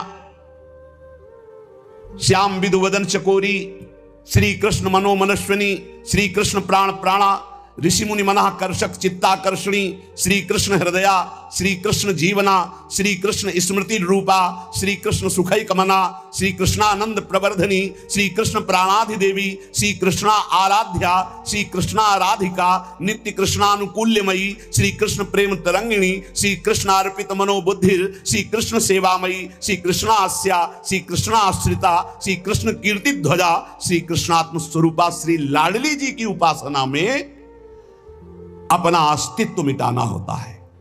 जिसे ब्रह्मानंद की भी चाह का त्याग हो जाता है वो प्रिया प्रेम को प्राप्त होता है। इसलिए उपासक को चाहिए कि पहले अपना लक्ष्य दृढ़ करे। जीवन का चरम और परम लक्ष्य एकमात्र भगवत प्रेम, भगवान की प्राप्ति। ध्यान दीजिए, प्रियालाल की उपासना में सबसे पहले उपासक को दृढ़ निश्चय करना है, आशा बंधा, दृढ़ आशा, इसी जन्म में मुझे प्रियालाल का प्रेम प्राप्त होगा, इसी जन्म में हम प्रियालाल को प्राप्त होंगे, पक्का। बुद्धि केवल प्रियालाल के विषय में ही विचार करे। जीवन भर हमारा एक ही कार्य है साधना का, मय्येव मन आधत्स्व मयि बुद्धि निवेश है। प्रियालाल में मन लगाना है, प्रियालाल में बुद्धि लगानी। बुद्धि का काम है निश्चय करना, मन का काम है संकल्प विकल्प करना। अब निश्चय तो हमारा दृढ़ हो गया कि प्रियालाल ही हमारे हैं, निश्चय हो गया कि सुख है प्रियालाल में, बस ये झूठे संसार में नहीं। अब संकल्प विकल्प करने वाले मन को रूप की प्रियालाल के नाम में, रूप में, लीला में, धाम में लगाना है। श्री भगवत ऋषि जी महाराज कह रहे हैं, हम शिष्य श्यामा श्याम के गुरु, हम श्यामा श्याम। बड़ी ऊंची स्थिति की बात कह रहे हैं। ये तभी होती जब हमारा मन और बुद्धि का निश्चय केवल श्यामा श्याम में है। देखो, ये गुरु शिष्य का संबंध प्रियालाल से संबंध दृढ़ होने के लिए है। वही श्यामा श्याम अपने स्वरूप का प्रकाश करने के लिए, प्रेम का प्रकाश करने के लिए, मार्ग का ज्ञान कराने के लिए गुरु रूप में विराजमान होते हैं, और कोई दूसरा नहीं। गुरु गोविंद न भेद कराए। लेकिन यह बाहरी व्यवहार का क्षेत्र नहीं गुरु शिष्य का, ये शुद्ध परमार्थ का संबंध है। इसमें लौकिकता की गंध भी नहीं है। इसीलिए कह रहे हैं, हम शिष्य श्यामा श्याम के गुरु, हम श्यामा श्याम। ओत प्रोत अर्पण कियो निज मन तन धन धाम। निज मन तन धन धाम निरंतर अंतर नाही। निस दिन दुख सुख संग असुचि सुचि घर बन माही। नस्वर नेह निमित्त देह नाते सो उपशम। भगवत हमारे प्राण सदा भगवत के हैं हम। भगवत ऋषि जी कह रहे, हम किसी और के न शिष्य हैं और न किसी के गुरु हैं। हम देहाभिमानी गुरु चेला नहीं है। चेला काहू के नहीं, गुरु काहू के ना है। सखी लड़ेती लाल की रहत महल के माहे। रहे महल के माए टहल सब करे निरंतर। दंपति अत्य कुलाए पलक कऊं पर है जो अंतर। भगवत भगवत कहां करे नहीं, हम बिनु केला ताते हम परिहरे देह मानी गुरु चेला। ये देह मानी संबंध नहीं है। आध्यात्मिक संबंध का आधार है गुरु भाव। ये देह भाव वाला संबंध नहीं कि जैसे भाई बहन और रिश्ते नाते ऐसे गुरु भी बना लिए। ये सिर्फ अध्यात्म का संबंध है। प्रायः देह भाव में ही स्थित होकर के देह भाव को ही गुरु मान लिया जाता है। नहीं, ये देह भाव का नाश करने के लिए संबंध है गुरु शिष्य का। देह भाव को पुष्ट करने के लिए नहीं, नष्ट करने के लिए है। अपने देह की उपेक्षा करके गुरु को सच्चिदानंद के स्वरूप में स्वीकार करना परमार्थ का स्वरूप है। गुरु ब्रह्मा गुरु विष्णु गुरुदेव महेश्वरा, गुरु साक्षात परब्रह्म तस्मै श्री गुरुवे नमः। तो गुरु का देह मंदिर है, उसके अंदर बैठा हुआ जो परमात्म तत्व वही गुरुदेव है। वही परमात्म तत्व कौन है? श्यामा श्याम। लौकिक मान्यता में मारे घूम रहे। भगवत ऋषि जी कहते हैं, हम चेला काहू के नहीं, और गुरु का हुके ना ही देहाभिमानी, ना हम गुरु हैं ना देहाभिमानी, हम चेला स्वीकार करते हैं। हम सखी लड़ेती लाल के रहत महल के माही, रह महल के माई टहल सब करें निरंतर, रात दिन अपनी प्यारी जू की सेवा में रहते हैं। अगर पलक भर की ओट हो जाए तो कहां है भगवत रसिक, कहां है भगवत रसिक, भगवत भगवत अकुलाकर पुकारने लगते हैं। भगवत भगवत कहां करें नहीं हम बिन केला, हमारे बिना वो केल ही नहीं करते। ताते हम परिहरे देह मानी गुरु चेला। आज जो है संसार में यही फैल रहा है, जैसे और संबंध ऐसे गुरु संबंध बना लिए। गुरु संबंध केवल अध्यात्म के लिए, भगवत प्राप्ति के लिए, ऐसा नहीं। अंधे का हाथ पकड़कर चलने वाला अंधा दोनों कुएं में गिरते हैं, दोनों मार्ग भटक जाते हैं। हमारा गुरु संबंध केवल अध्यात्म के लिए, अध्यात्म भगवत प्राप्ति श्यामा श्याम के लिए। और वहीं देह भाव का विस्मरण करने का सौभाग्य मिलता है गुरु चरणों में। जब उनकी आज्ञा में हम रहते हैं तो हमारा अहम नष्ट हो जाता है। पर किनकी आज्ञा में? जो देह मानी नहीं, जो स्वरूप बोध प्राप्त है, जो शब्द ब्रह्म पार ब्रह्म के अनुभूत महापुरुष हैं, जो प्रियालाल के अनुरागी जन हैं, वो प्रियालाल और उनमें किंचन मात्र भेद नहीं है। इसीलिए हम शिष्य श्यामा श्याम के और गुरु हम श्यामा श्याम। कितनी ऊंची स्थिति! भगवत रसिक जी कह रहे हैं हम शिष्य हैं श्यामा कुंज बिहारी के और हम गुरु भी हैं श्यामा श्याम के। ये श्यामा श्याम के गुरु हैं। इसको अगर हम व्यवहार धरा में देखते हैं तो जब चिद चिद लक्षणम सर्वम राधा कृष्णमयम जगत, तो अगर कोई सामने शिष्य भाव से बैठा है तो प्रभु ही तो है और कोई दूसरा थोड़ी है। यहां प्रभु है तो सामने भी प्रभु है। व्यवहार देश और नवनिवृत्त निकुंज देश में सखी जो आज्ञा करती है वही प्रिया प्रीतम। कैसी आज्ञा? सखियन के उर ऐसी आई, उनके हृदय में आई कि चलो ब्याह विनोद रचे सुख, तो ब्याह के लिए तैयार हो गई हो। चलो हिंडोला पड़ा हुआ है, सरकार पधारो, झूलो झूल ले। जैसा सखी आदेश करती वैसे ही प्रिया प्रीतम की जैसी रुचि वैसे सखी की इच्छा। सखी स्वरूप से जैसी आज्ञा करते श्यामा कुंज बिहारी वैसे ही करते जैसा निर्देश देती सहचरी। इसीलिए कह रहे हैं गुरु हम श्यामा श्याम के, हम शिष्य हैं श्यामा श्याम के, हम गुरु भी हैं श्यामा श्याम के। बड़ी ऊंची स्थिति। उरोत प्रोत अर्पण कियो निज मन तन धन धाम। ऐसी स्थिति कैसे आई? अपना तन मन धन सब कुछ अर्पण कर दिया श्यामा श्याम के। तब समझ में आया कि गुरुदेव श्यामा श्याम गुरुदेव, दूसरा नहीं है। गुरुदेव ही श्यामा श्याम है, श्यामा श्याम ही गुरुदेव हैं। और श्यामा श्याम की जब इस प्रकार समर्पण वृत्ति आई तो भावे मुहि जोई सोई सोई करें प्यारे। ये है हम गुरु श्यामा श्याम के। पहली पंक्ति में हम शिष्य श्यामा श्याम के, जोई जोई प्यारो करे सोई मोहि भावे। और दूसरी पंक्ति भावे मोहि जोई सोई सोई करें प्यारे, भावे मोहि जोई सोई सोई करें प्यारे। ये है गुरु हम श्यामा श्याम के। जैसा हमें भाता वैसे हमारे प्यारे युगल सरकार करते हैं। अपने तन मन धन धाम सबका विस्मरण करके एकमात्र श्यामा कुंज विहारी में तन्मय हो जाना, यही गुरु शिष्य के संबंध का स्वरूप है। कोई भेद नहीं रहा, अभेद हो गए। यहां श्यामा श्याम, सामने श्यामा श्याम, आंख मूंदो तो श्यामा श्याम, आंख खोलो तो श्यामा श्याम। ऐसा प्रेम स्वरूप जब जागृत होता है तो कह रहे निष्दिन दुख सुख संग असुच सुच घर बन माही। अब शरीर दुख में है या सुख में, शरीर अपवित्र है या पवित्र है, शरीर घर में है या वन में, कोई फर्क नहीं पड़ता। अपवित्र है या पवित्र, कोई फर्क नहीं पड़ता। ये सब प्रारंभिक बातें हैं, पवित्रता अपवित्रता। शरीर शौच में बैठा हुआ है, मन लीला में डूबा हुआ है, सामने प्रिया प्रीतम विराजमान है। अब वहां पवित्रता पवित्रता का क्या, कैसे जालोगे इन बातों को? कह रहे निष्दिन दुख सुख संग असुच सुच घर बन माही। अब नश्वर नेह निमित्त देह नाते सो उपसम। ये नश्वर आसक्ति का कारण जो शरीर धर्म है, शरीर संबंध है, शरीर भोग है, इनका जो पूर्ण रूप से त्याग कर देता है वही इस स्थिति को प्राप्त होता है। अब हमारे श्यामा कुंज बिहारी प्राण धन सर्वस्व है, सर्वस्व है। वही हमारे शिष्य हैं, वही हमारे गुरु हैं, वही हमारे जीवन है, वही हमारे प्राण हैं। यहां कह रहे कि केवल बुद्धि रात दिन श्यामा श्याम का है विचार करे। पहला जीवन का चरम लक्ष्य भगवत प्रेम, भगवत प्राप्ति। दूसरा हमारी बुद्धि केवल विचार करे तो श्यामा श्याम के ही विषय में। किसी व्यक्ति वस्तु स्थान का अगर हमारा चिंतन हो रहा, संबंध हो रहा, तो श्यामा श्याम के संबंध से हो।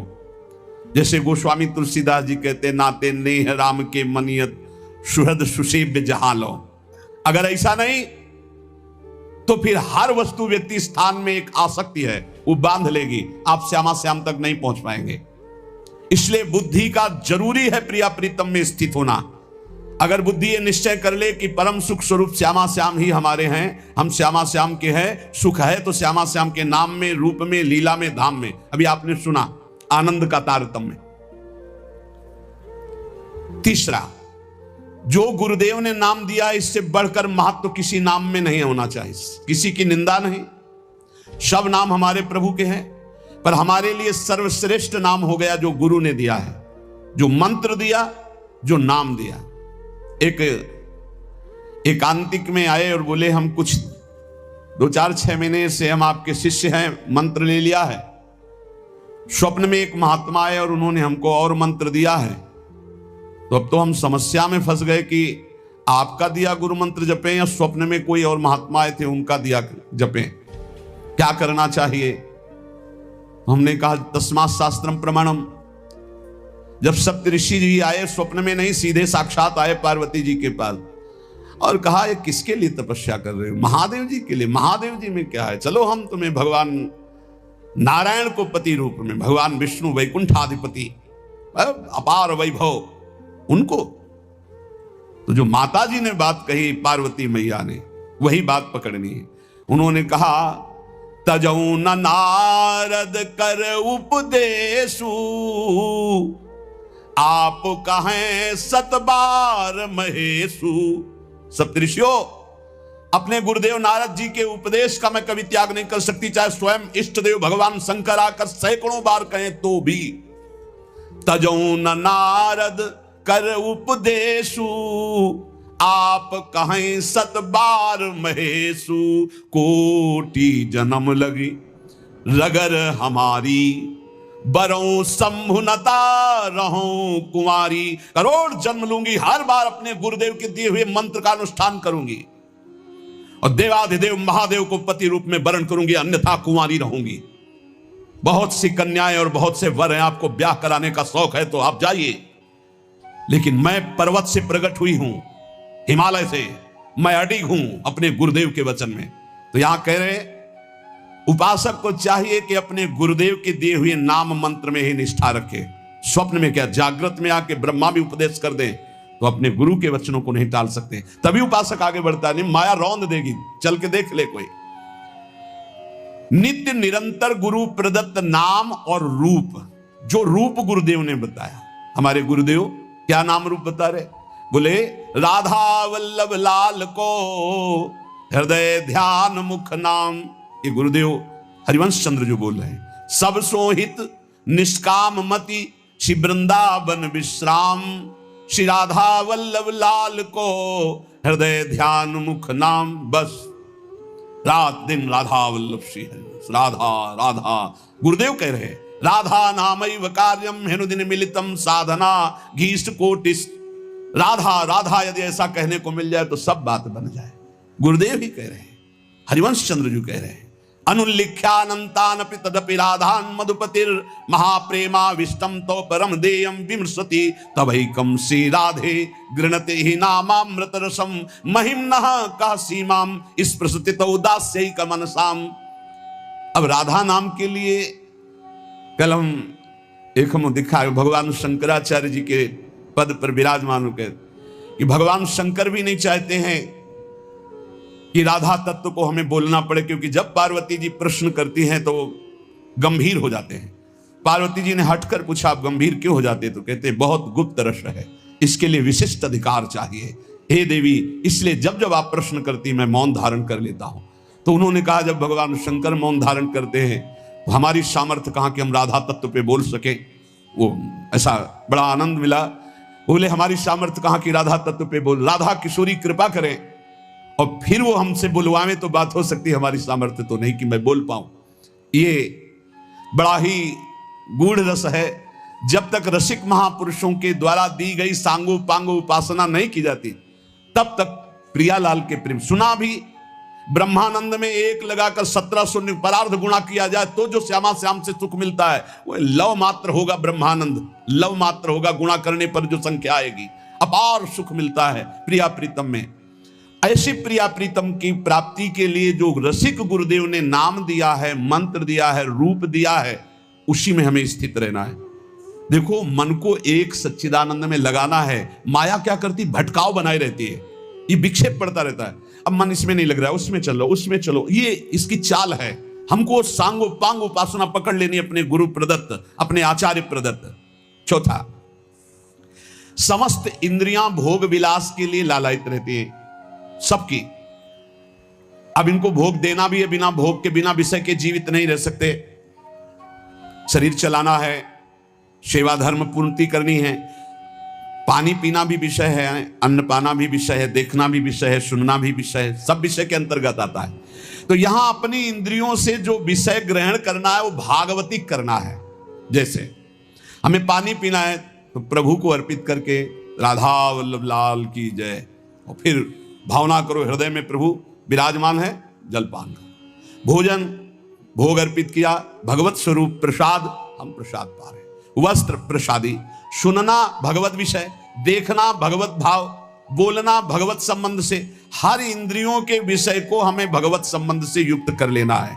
यदि भगवत प्राप्ति करनी है, भगवत प्रेम प्राप्त करना है, तो पहला चरम लक्ष्य, मुझे इसी जन्म में भगवत प्राप्ति करनी, भगवत प्रेम प्राप्त करना है। दूसरा, बुद्धि का पूर्ण समर्पण अपने आराध्य देव श्यामा श्याम में। तीसरा, गुरु प्रदत्त नाम रूप लीला गुण सेवा उपासना सांगोपांग गुरु प्रदत्त। चौथा, समस्त इंद्रियां भगवत संबंध से युक्त। जब हम स्वसुख वांछा से युक्त होकर कोई भी विषय सेवन करते हैं, वो भगवत विमुख हो जाता है। जैसे हम कोई सूंघा वस्तु और प्रभु के संबंध से युक्त नहीं, ये स्वसुख वांछा से युक्त सूंघना, ये बंधन कारक हो गया। ये राधा वल्लभ लाल जी का प्रसादी इत्र, अच्छा फूहा, कितना अब ये भक्ति वर्धक होगा, पाप नाशक होगा और आपके हृदय में आह्लाद। कोई भी क्रिया भगवत विमुख नहीं होनी चाहिए। हमारी प्रत्येक चेष्टा भगवत संबंध के लिए है। हमारा शौच स्नान भी भगवत संबंध के लिए। जैसे पात्र मार्जन करते हैं, ऐसे हम लघु शंका शौच आदि से निवृत्त होकर पवित्र होकर अपने प्रभु की सेवा, प्रभु के सुमिरन में, वो भी भजन का एक अंग है। समस्त इंद्रियां सदा सर्वदा केवल भगवत विषयों के संबंध में ही रहे, सो सुख वांछा में न रहे। पांचवा, जीव का चिंतन प्रत्येक क्षण पदार्थ, व्यक्ति, परिस्थिति, विचार भोगों के, क्रियाओं के, संबंधियों के, जहां जहां जाए वहां से हटाकर अपने लक्ष्य श्यामा श्याम में लगाओ, या जहां जहां जाए वहां प्रिया प्रीतम की भावना करो। जीवन का प्रत्येक पल किसी व्यक्ति के विचार में, वस्तु के विचार में, स्थान के विचार में, भोग विचार में, जहां जहां जाए वहां से हटाकर श्यामा श्याम में लगाओ, या जहां जहां जाए वहां श्यामा श्याम को देखो। छठवां, चित्त की एक एक वृत्ति से तुम्हारे आराध्य देव कभी हटने ना पावे। बड़ी उत्तम स्थिति होती है उस उपासक की, एक एक वृत्ति भगवदाकार करनी है। जैसे समुद्र में करोड़ों तरंगे, ऐसे चित्त में लाखों करोड़ों वृत्तियां, हर वृत्ति भगवदाकार। गोपी जनों की थी, विक्रेतु कामा खिल गोप कन्या मुरारी पादार्पित चित्त वृत्ति, दध्यादिकम मोह वशादवोचत गोविंद दामोदर माधवेति। कैसी स्थिति, बोले बेचने जा रहे हैं दही, पर चित्त की वृत्ति में गोविंद बसे, मुरारी बसे, तो वो कैसे पुकार रही, कोई गोविंद ले ले, कोई दामोदर ले ले, कोई माधव ले ले। तो ब्रजवासी जन कहते हैं, बावरी क्या बेच रही, तब शुद्ध आती, अच्छा नहीं तो बोल रही कोई गोविंद ले ले, कोई दामोदर ले ले, कोई माधव ले ले। विक्रेत कामा खिल गोप कन्या मुरारी पादार्पित चित्तवृत्ति दध्यादिकम, बेचना है दही और बोल रही कोई गोविंद ले ले, दामोदर ले ले, माधव ले ले। चित्त की एक एक वृत्ति श्यामा श्याम में अर्पित, ये बहुत आनंद का विषय। गाढ़ चिंतन, जब कभी भगवान की कृपा से तुम्हें सौभाग्य मिलेगा कि 2-4 मिनट के लिए शरीर का विस्मरण हो जाए, पूर्वापर की स्मृति लोप हो जाए और वर्तमान में जो चिंतन चल रहा उसी में तदात्म हो जाए, फिर देख लो कैसा आनंद आता है। कभी सौभाग्य से 1-2 मिनट के लिए स्थिति जिसकी आई हो या आएगी तो आप देख लेना, पूर्वापर का विचार खत्म, मैं कौन हूं, कहां हूं, कैसा हूं, सब खत्म। केवल स्मृति, मात्र स्मृति, भगवत स्मृति, प्रिया प्रीतम की स्मृति। उस समय जो आनंद, उसका वर्णन नहीं हो सकता। यही आनंद आता है जब एक एक वृत्ति प्रभु में लगा दो। नित्य नई उमंग, नित्य नवीन उत्साह, नित्य नया आनंद उस उपासक को प्राप्त होता है जिसकी हर एक वृत्ति प्रभु में लग जाती है। हर एक वृत्ति लगाने से लगेगी, तत्काल थोड़ी कोई सिद्ध हो जाता है। भगवान ने इसीलिए गीता जी में कहा, अभ्यास योग युक्तेन चेतसा नान्यगामिना। ऐसा अभ्यास करो कि चित्त की एक भी वृत्ति कहीं बाहर ना जाए। राधा राधा राधा वल्लभ श्री हरिवंश। 7वां, कहीं भी आसक्ति ना हो, सारी की सारी आसक्ति, सारी की सारी ममता केवल एक युगल सरकार में। बहुत सुख मिलता है, अपार सुख मिलता है।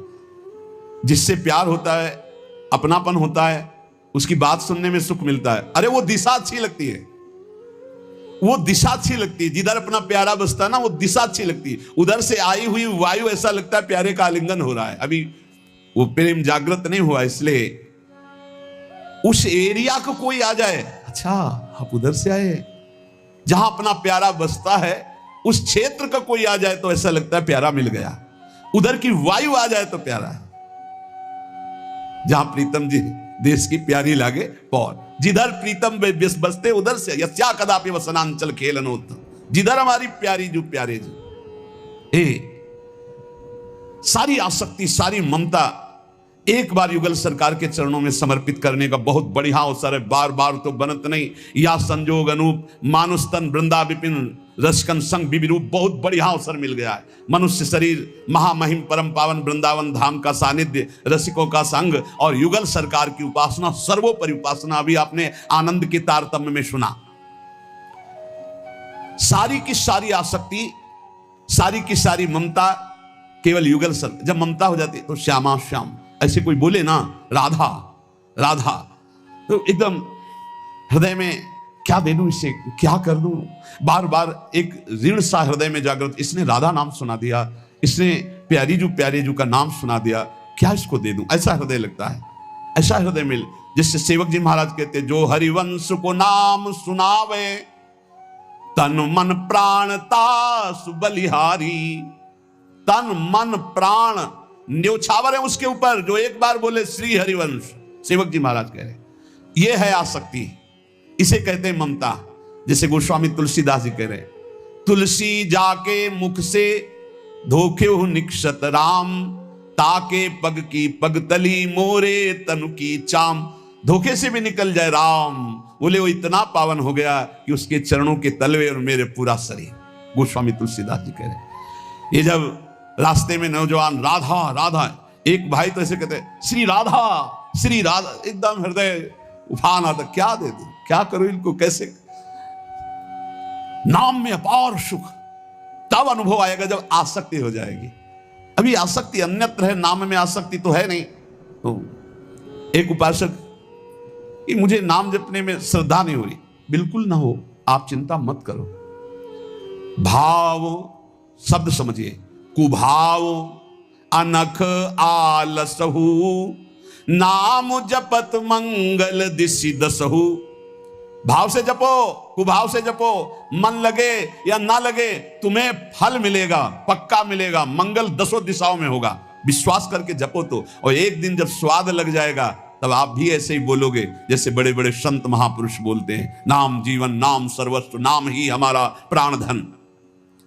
सारी आसक्ति, यही हमारी साधना है कि हमारी कहीं आसक्ति ना हो जाए, हमारी कहीं ममता बंटवारा में ना आ जाए, कोई हमारी ममता को बांट न ले।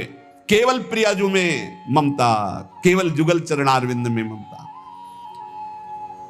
मन में भगवत स्मरण, तन से समाज सेवा, भगवत सेवा, परिवार सेवा, प्रियालाल की भावना से लालसा भगवत प्राप्ति की, भगवत प्रेम की। जीवन धन्य चल रहा है, किसी से प्रमाण की जरूरत नहीं। ध्यान दीजिए, आपका जीवन धन्य है। कैसे? बोले सारी आसक्ति, सारी ममता प्रिया प्रीतम में, मन भगवत स्मरण में, तन समाज सेवा, परिवार सेवा, भगवत सेवा, श्यामा श्याम की भावना में युक्त होकर, और चाहत भगवत प्राप्ति की। बस इस बार तो भगवत प्राप्ति करना है, इस बार तो मुझे भगवत साक्षात्कार करना है। 8वां, जीवन में राग द्वेष न रह जाए। बड़ा खतरनाक है ये राग द्वेष। अगर किसी से राग है तो बड़ा सूक्ष्म होता है राग का धागा, और वो जब हमारे ऊपर संकट आएगी, विपत्ति आएगी, या तो वो धागा दिखाई देता है कि अभी वो है ना। द्रौपदी जी को पहले श्री कृष्ण याद नहीं आए, 5 महारथी पति है अतिरथी, वो याद आए, फिर भीष्मादि याद आए, फिर अपनी भुजाओं का बल, फिर दांतों का बल, और जब निर्बल तब महाबल। सुनेरी मैंने निर्बल के बल राम, महाबल प्रभु श्री कृष्ण का तब जागृत हुआ। ये राग बहुत खतरनाक है, किसी से राग ना करें। यही राग जब प्रियालाल के चरणों में अर्पित हो जाता है तो अनुराग कहलाता है। जब शरीर भोग, शरीर संबंधी, यही बहुत फंसा वाला जन्म मरण चक्र का मूल यही राग है। और जब इसमें बाधा पड़ती तो द्वेष हो जाता है। द्वेष बहुत खतरनाक है। भजन कर रहे हैं, कई वर्ष पहले किसी ने कुछ कहा, याद आ गया और जलने लगा हृदय, उसकी पूरी सामने झांकी है, भजन कर रहे हैं प्रभु का, और झांकी है उस द्वेष जिससे हुआ है, और हृदय जलने लगा। या कभी वो सामने पड़ गया तो देखकर जल। द्वेष ना होने पावे, अजात शत्रु ते सदा, भक्त अजात शत्रु होता, एक भी पूरा सृष्टि में शत्रु ना होने पावे। तो बोले क्या भक्त से क्रोध लीला नहीं होती? क्या भक्त क्रोध नहीं करता जैसे द्वेषी पुरुष करते हैं? बोले होता है, लेकिन भक्त का द्वेष ऐसा होता है जैसे जल में रकील खींचो, कितने सेकंड, बस जितने में खींच रहे उतने में, इसके बाद नहीं। ऐसा नहीं कि उसके चिंतन में आएगा कि वो बहुत दुष्ट है, ऐसा कभी नहीं आएगा। अगर कभी ऐसा दिखाई दे रहा है तो वैसे जल में जैसे ऐसे, बस ऐसे किया, खत्म। और संसारी पुरुष का द्वेष कैसा होता है? पत्थर की रकील खींच दो तो बनी की बनी, और वो जल की रकील, जल में ऐसे रकील खींचो, 1 सेकंड में खत्म। ऐसे भक्त का आवेश होता है, कोई धर्म विरुद्ध या इष्ट विरुद्ध या ऐसा तो एकदम वो आवेश दिखाई देगा, लेकिन उसी क्षण वो तत्काल बिल्कुल द्वेष किंचन मात्र नहीं, किंचन मात्र मंगल की भावना नहीं। अगर राग द्वेष है तो फिर वो भक्त कैसा? जीवन में राग द्वेष न रहने पावे, किसी से राग नहीं, किसी से द्वेष नहीं, और किसी भी भोग के प्रति ऐसी प्रचंड ममता कामना ना हो कि प्रियालाल का विस्मरण हो जाए। प्रियालाल का स्मरण करते हुए धर्मयुक्त भोग को जीवन यापन के लिए स्वीकार किया गया है। प्रियालाल का स्मरण चल रहा है और शास्त्र सम्मत धर्मयुक्त भोग है जीवन यापन के लिए, लेकिन शास्त्र विरुद्ध प्रियालाल का विस्मरण करा दे ऐसा भोग भक्तजन स्वीकार नहीं करते, और जो स्वीकार करते हैं वो भक्त नहीं होते। राग द्वेष भक्त के जीवन में नहीं होता, और ऐसी भोग कामना नहीं होती जो भगवत विस्मरण करा दे या शास्त्र विरुद्ध हो। अगर शास्त्र विरुद्ध और भगवत विस्मरण कराने वाली भोग वासना, वो फिर अभी भक्ति रंग नहीं लाई। तीसरा, भजन करते हुए इसी 8वें पंक्ति में 3 बातें। पहला राग द्वेष, दूसरा भोग ममता कामना का जो विषय है वो इष्ट चिंतन और धर्म शास्त्र सम्मत। तीसरा, मद अभिमान नहीं आना चाहिए। भक्ति में भी अभिमान जागृत हो जाता है, सामने वाला ऐसा है, सामने वाला ऐसा है, जहां परदोष दर्शन होने लगे वहां जान लेना अभिमान आ गया है। बिना गुणाभिमान हुए दूसरे में दोष दर्शन नहीं हो सकता। अभिमान की पहचान दूसरों में दोष दर्शन, अपने में गुण का भाव, गुण का आरोप, अपने में गुण का अभिमान, दूसरे में दोष दर्शन, ये पतन का लक्षण है, सिर्फ पतन का लक्षण। ऐसा हो जाए तो प्रभु के सामने चिल्ला के रो, बचा लो प्रभु बचाओ, अभिमान आ गया। भगवान को अभिमान बिल्कुल पसंद नहीं है। दैन्यता से भगवान प्यार करते हैं और अभिमान से भगवान रोष करते हैं। सुनहु राम कर सहज स्वभाव, जन अभिमान न राखें काऊ। अभिमान आ गया तो कोई होगी बहुत बड़ी विचित्र भयावनी लीला, इसलिए बचो। जहां अभिमान आवे तो रो प्रभु से, प्रभु दूर कर दो। भयावनी लीला करते हैं फिर वो जब अभिमान आ जाता है। देखो कैसी देवर्षि नारद जी के साथ की, कैसे गरुड़ जी परेशान हो गए। भक्त के हृदय में कभी अभिमान नहीं आना चाहिए। अभिमान की पहचान दूसरों में दोष दर्शन, अपने में गुण का आरोप।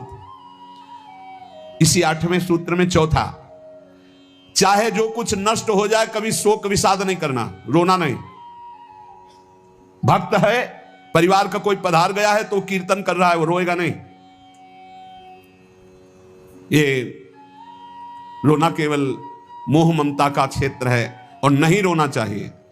जब अब गीता जी का पीछे व्याख्या चल रही थी तो जो रोज सुनते हैं उनको याद होगा, रोने वाले के आंसू और नाक लार सब उस जीवात्मा को पीना पड़ता है जो पधार गया है।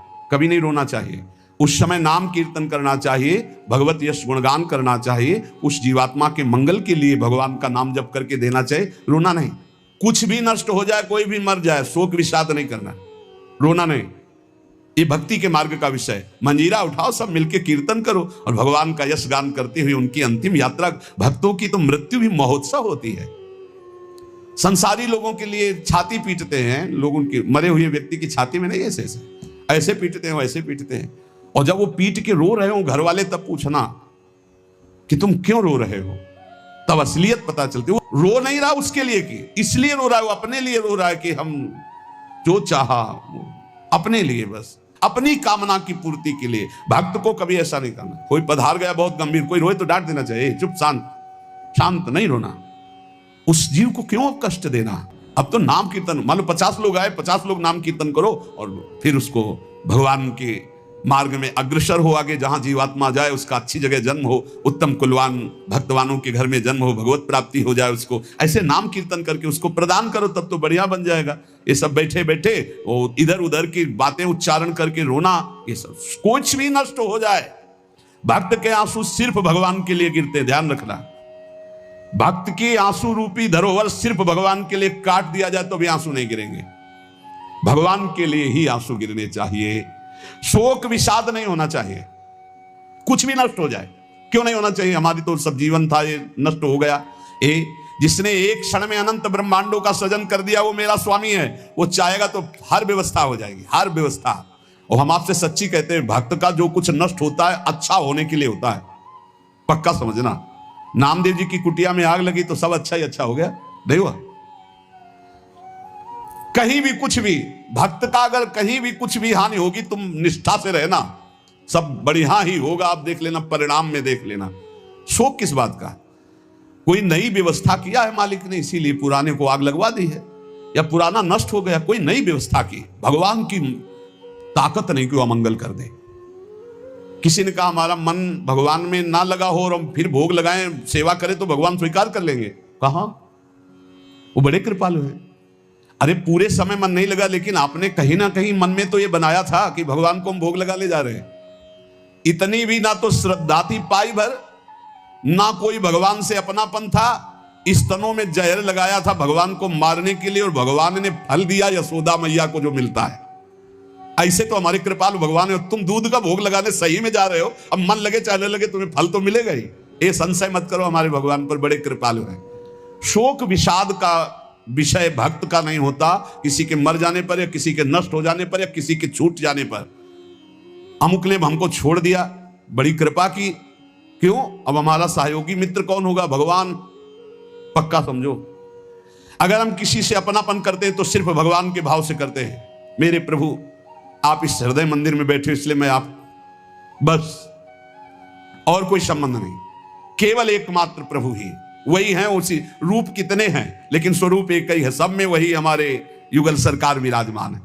और इसमें पांचवी बात, 8वें सूत्र में 5वीं बात, कभी भय और संदेह न करना। कभी भय न करना, किसी की किसी भी तरह से प्रतिकूलता देने पर डरो मत, तुम्हारे रक्षक भगवान हैं। बोले हमारी तो प्रिया जो है नील कमल हाथ में लिए हुए हैं, अब ना तो तलवार है ना गदा है, कैसे रक्षा करेंगे। तो जो ये सब बड़े बड़े दिव्यास्त्र हैं, जो जानने वाले हैं, तो 19 चरण चिन्ह प्रिया और लाल 19 चरण चिन्ह है। ये चरण चिन्ह अपने भक्त जनों की रक्षा के लिए, इन्हीं में सुदर्शन चक्र, इन्हीं में कौमोदकी गदा, इन्हीं में सब कुछ विराजमान है। भक्त की रक्षा के लिए प्यारी जो की चरण चिन्ह बलवान।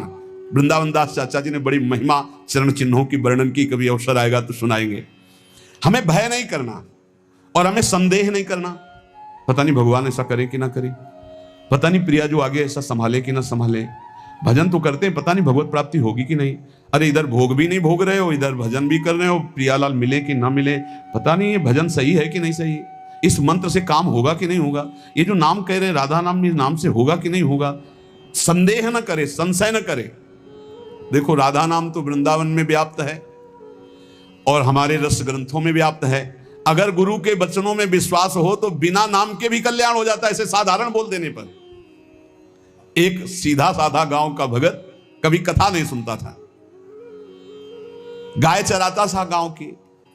तो एक दिन और गोपाल जो गाय चराने वाले थे उन्होंने कहा, यार कभी तो कथा सुन लो, रात दिन पशुओं के पीछे घूमते हो, पशु बुद्धि, कभी तो कथा सुन लो।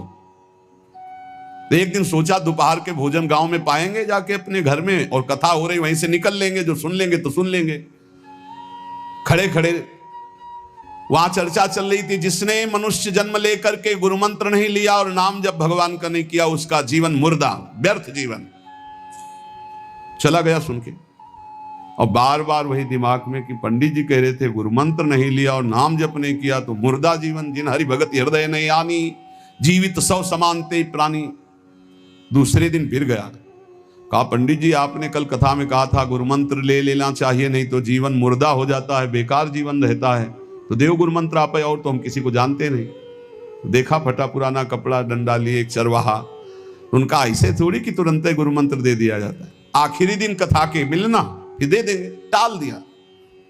अब वो आखिरी दिन कथा के तो दिन चढ़ावा चढ़ रहा था, तो पंडित जी ने कहा जब चलें तब ले लेना गुरु मंत्र, टाल दिया। अब वो जब आखिरी दिन के बाद हो, तो उस समय घोड़े पे बैठ सब सामान लाद के पंडित जी चलते थे, वो तो सब सामान लाद के चलने लगे हो, तो पीछे पंडित जी आप जो कह रहे थे कि गुरु मंत्र देंगे, आप गुरु मंत्र दे दीजिए। पंडित जी रबड़ी पवाई गई थी, घोड़े से उतरे, घोड़ा एक भगत के यहां खड़ा किया और लोटा लिया और भागे, क्योंकि सोच लगी थी। अब वो भगत किसान आदमी, गांव का गंवार आदमी पीछे लगे, पंडित जी अरे गुरु मंत्र दे दो, कितने दिन से टहला रहे हो आप। अरे उनका प्यार मतलब सोच का पैसा, तू गुरु मंत्र की बात कर। अब वो पीछे लगा कि अब हम नहीं जाने वाले, आपने सब सामान लाद ली थी, भगवान की कृपा कहो कि आपको सोच लगी आई, नहीं तो आप हमको तो गुरु मंत्र ही नहीं देते, हम आपको नाम पर विश्वास की बात। पंडित जी तो दत्त गपोचन, जय गुरुदेव की जय गुरु, वो दबकाए है दत्त गपोचन, तो एकदम मूर्ख आदमी, तो सोच, तो वो प्रणाम कर लिया, जय गुरुदेव, धत गपोचन धत गपोचन, जपना न राधा न कृष्ण न राम न हरि।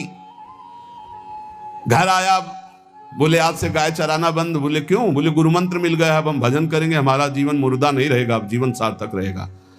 और मेहनत करने वाला आदमी, गाय चराने वाला आदमी, अब शुरू हो गया बैठ के धत गपोचन धत गपोचन। अब इसमें ना कोई भगवान नाम है, ना कोई मंत्र है, ना प्रणव है, ना नमो नमः, कुछ नहीं। गांव के लोग, घर के लोग बोले कि यार 50 गाय चराता था, पता नहीं कौन सा हम लोगों का पाप उदय हुआ कि कह दिया कि कथा सुन लेना, अब वो गाय चराना भी छोड़ दिया, गपोचन शुरू हो गया। अब उसकी ऐसी लगन लगी, सहज सरल भोले जो होते हैं ना, हरिवंश महाप्रभु कह रहे हैं, मुनि मन ध्यान धरत नहीं पावत, करत विनोद संग बालक भट, दास अनन्य भजन रस कारण, जैसे हित हरिवंश प्रगट लीलान। लालजू महाराज बड़े बड़े मुनियों के ध्यान में नहीं आने वाले, बड़े विनोदी। रुक्मिणी जी से कहा तैयार हो, भगत के दर्शन करने चलना है। रुक्मिणी जी ने कहा बहुत दिनों बाद आज आपको किसी भक्त की याद आई, प्रभु जरूर कोई महाभागवत होगा, हम चलते हैं। बोले बहुत विचित्र महाभागवत। चले, साधारण वेश में चलना है। जब गांव में गए, उस भगवान तो सर्वज्ञ ही है, उसके घर के दरवाजे में बैठ गए और रुक्मिणी जी से कहा कि पहले तुम मिल के आओ भगत के, फिर हम मिलेंगे। रुक्मिणी जी ने कहा हाँ ये उत्तम बात है, पहले हम उनको दर्शन दे के और दर्शन करके आती है। तो आंख मूंदे से, न खाना न पीना, धत गपोचन। रुक्मिणी जी ने कहा ये कौन सा नाम भगवान का, न विष्णु शास्त्र नाम में है, न गोपाल शास्त्र नाम में है, और कहीं हमने पढ़ा नहीं, ये कौन सा भजन कर रहा है। कहे किसका भजन कर रहे हो? चुप रहा। फिर किसका भजन कर? 2-3 बार तो गुस्सा के आंख खोला, देखा कोई स्त्री, तो बोले तुम्हारे खसम का भजन कर रहे हैं, और किसका कर रहे हैं? वो रुक्मिणी जी आ गई, बोले बहुत जानकार भगत है। प्रभु द्वारिकाधीश से कहा बहुत जानकार भगत है। बोले क्यों? बोले हमने कहा कि किसका भजन कर रहे हो, देखो हम इतना छुप के गई थी, लेकिन वो पहचान गए, वो कह रहे तुम्हारे खसम का भजन कर रहे थे। अब भगवान ने कहा तभी तो हम आए भगत जोड़कर। बोले प्रभु आप दर्शन बाद में करना, जाके पहले हमारा प्रश्न बता दो, प्रश्न का उत्तर दे दो कि आपके विष्णु शास्त्र नाम, गोपाल शास्त्र नाम, बहुत से नाम हैं, ये नाम तो हमने कभी नहीं सुना। भगवान ने कहा ये नाम हमको तो बहुत प्यारा है। बोले आपको कब, मतलब ये कब कैसे नाम रखा गया? बोले बहुत प्यारा है, हमारा ब्रज का रखा हुआ नाम है, ब्रज में मैया ने रखा था। कैसे रखा था? बोले एक दिन मैं माखन चोरी कर रहा था, सखा के कांधे पर खड़ा हुआ, ऊपर माट में हाथ डालकर मक्खन पूरा ऐसे खाता जाता, सखा को पवाता जाता। इतने में मैया और गोपी जन आ गई। ए कन्हैया, ये क्या कर रहा है? अब हमने देखा कि फंस गए। हमने कहा कि मैया हमें बहुत भूख लगी थी और देखा कि इसमें चींटी चढ़ी हुई है, तो हम चींटी निकाल रहे थे। तो बोले चींटी कैसे निकाल रहे थे? यहां पूरा हाथ सना हुआ है तुम्हारा चींटी। बोले अरे भैया तू बावरी, जब चींटी को ऐसे निकालने करते वो अंदर चली जाती है तो खबो खबो के निकाला, इसलिए ऐसा इतना हाथ हो। बोले यहाँ मुंह में भी जब तुम्हारे मक्खन लगा, एक मक्खी बार बार उड़ रही थी तो हम ऐसे मारा तो पूरा मुंह में मक्खन लगा। मैया ने कहा धत गपोचन। बोले ये उस समय का नाम रखा हुआ है, मेरा बाल गोविंद में जब मैया ने रखा था मक्खन चोरी के समय उस। अब आप विचार करके देखो, भगवान का साक्षात्कार गुरु वचनों पर विश्वास होने पर साधारण शब्द बोला तो भगवान तो सर्वलोक महेश्वर सर्वज्ञ, उनके सब अक्षर, जैसे हर अक्षर में आ विराजमान है, का खा गा घा आ, ऐसे ही सब अक्षरों में ब्रह्म विराजमान है। फिर राधा नाम तो स्वयं हरि जपते हैं और राधा नाम तो परम प्रेममय है, वो बड़ा गुही है। विश्वास करके जब वो धदगपोचन जपा तो रुक्मिणी द्वारिकाधीश भगवान दर्शन देने आ गए, और तुम विश्वास करके राधा राधा जपोगे तुम्हें नहीं प्राप्त हो जाएगा? अरे यही राधा स्वयं भगवान हरि जपते हैं। इसलिए संदेह शब्द नहीं होना चाहिए उपासना में। जो गुरु ने उपासना दी उसमें संदेह नहीं होना चाहिए।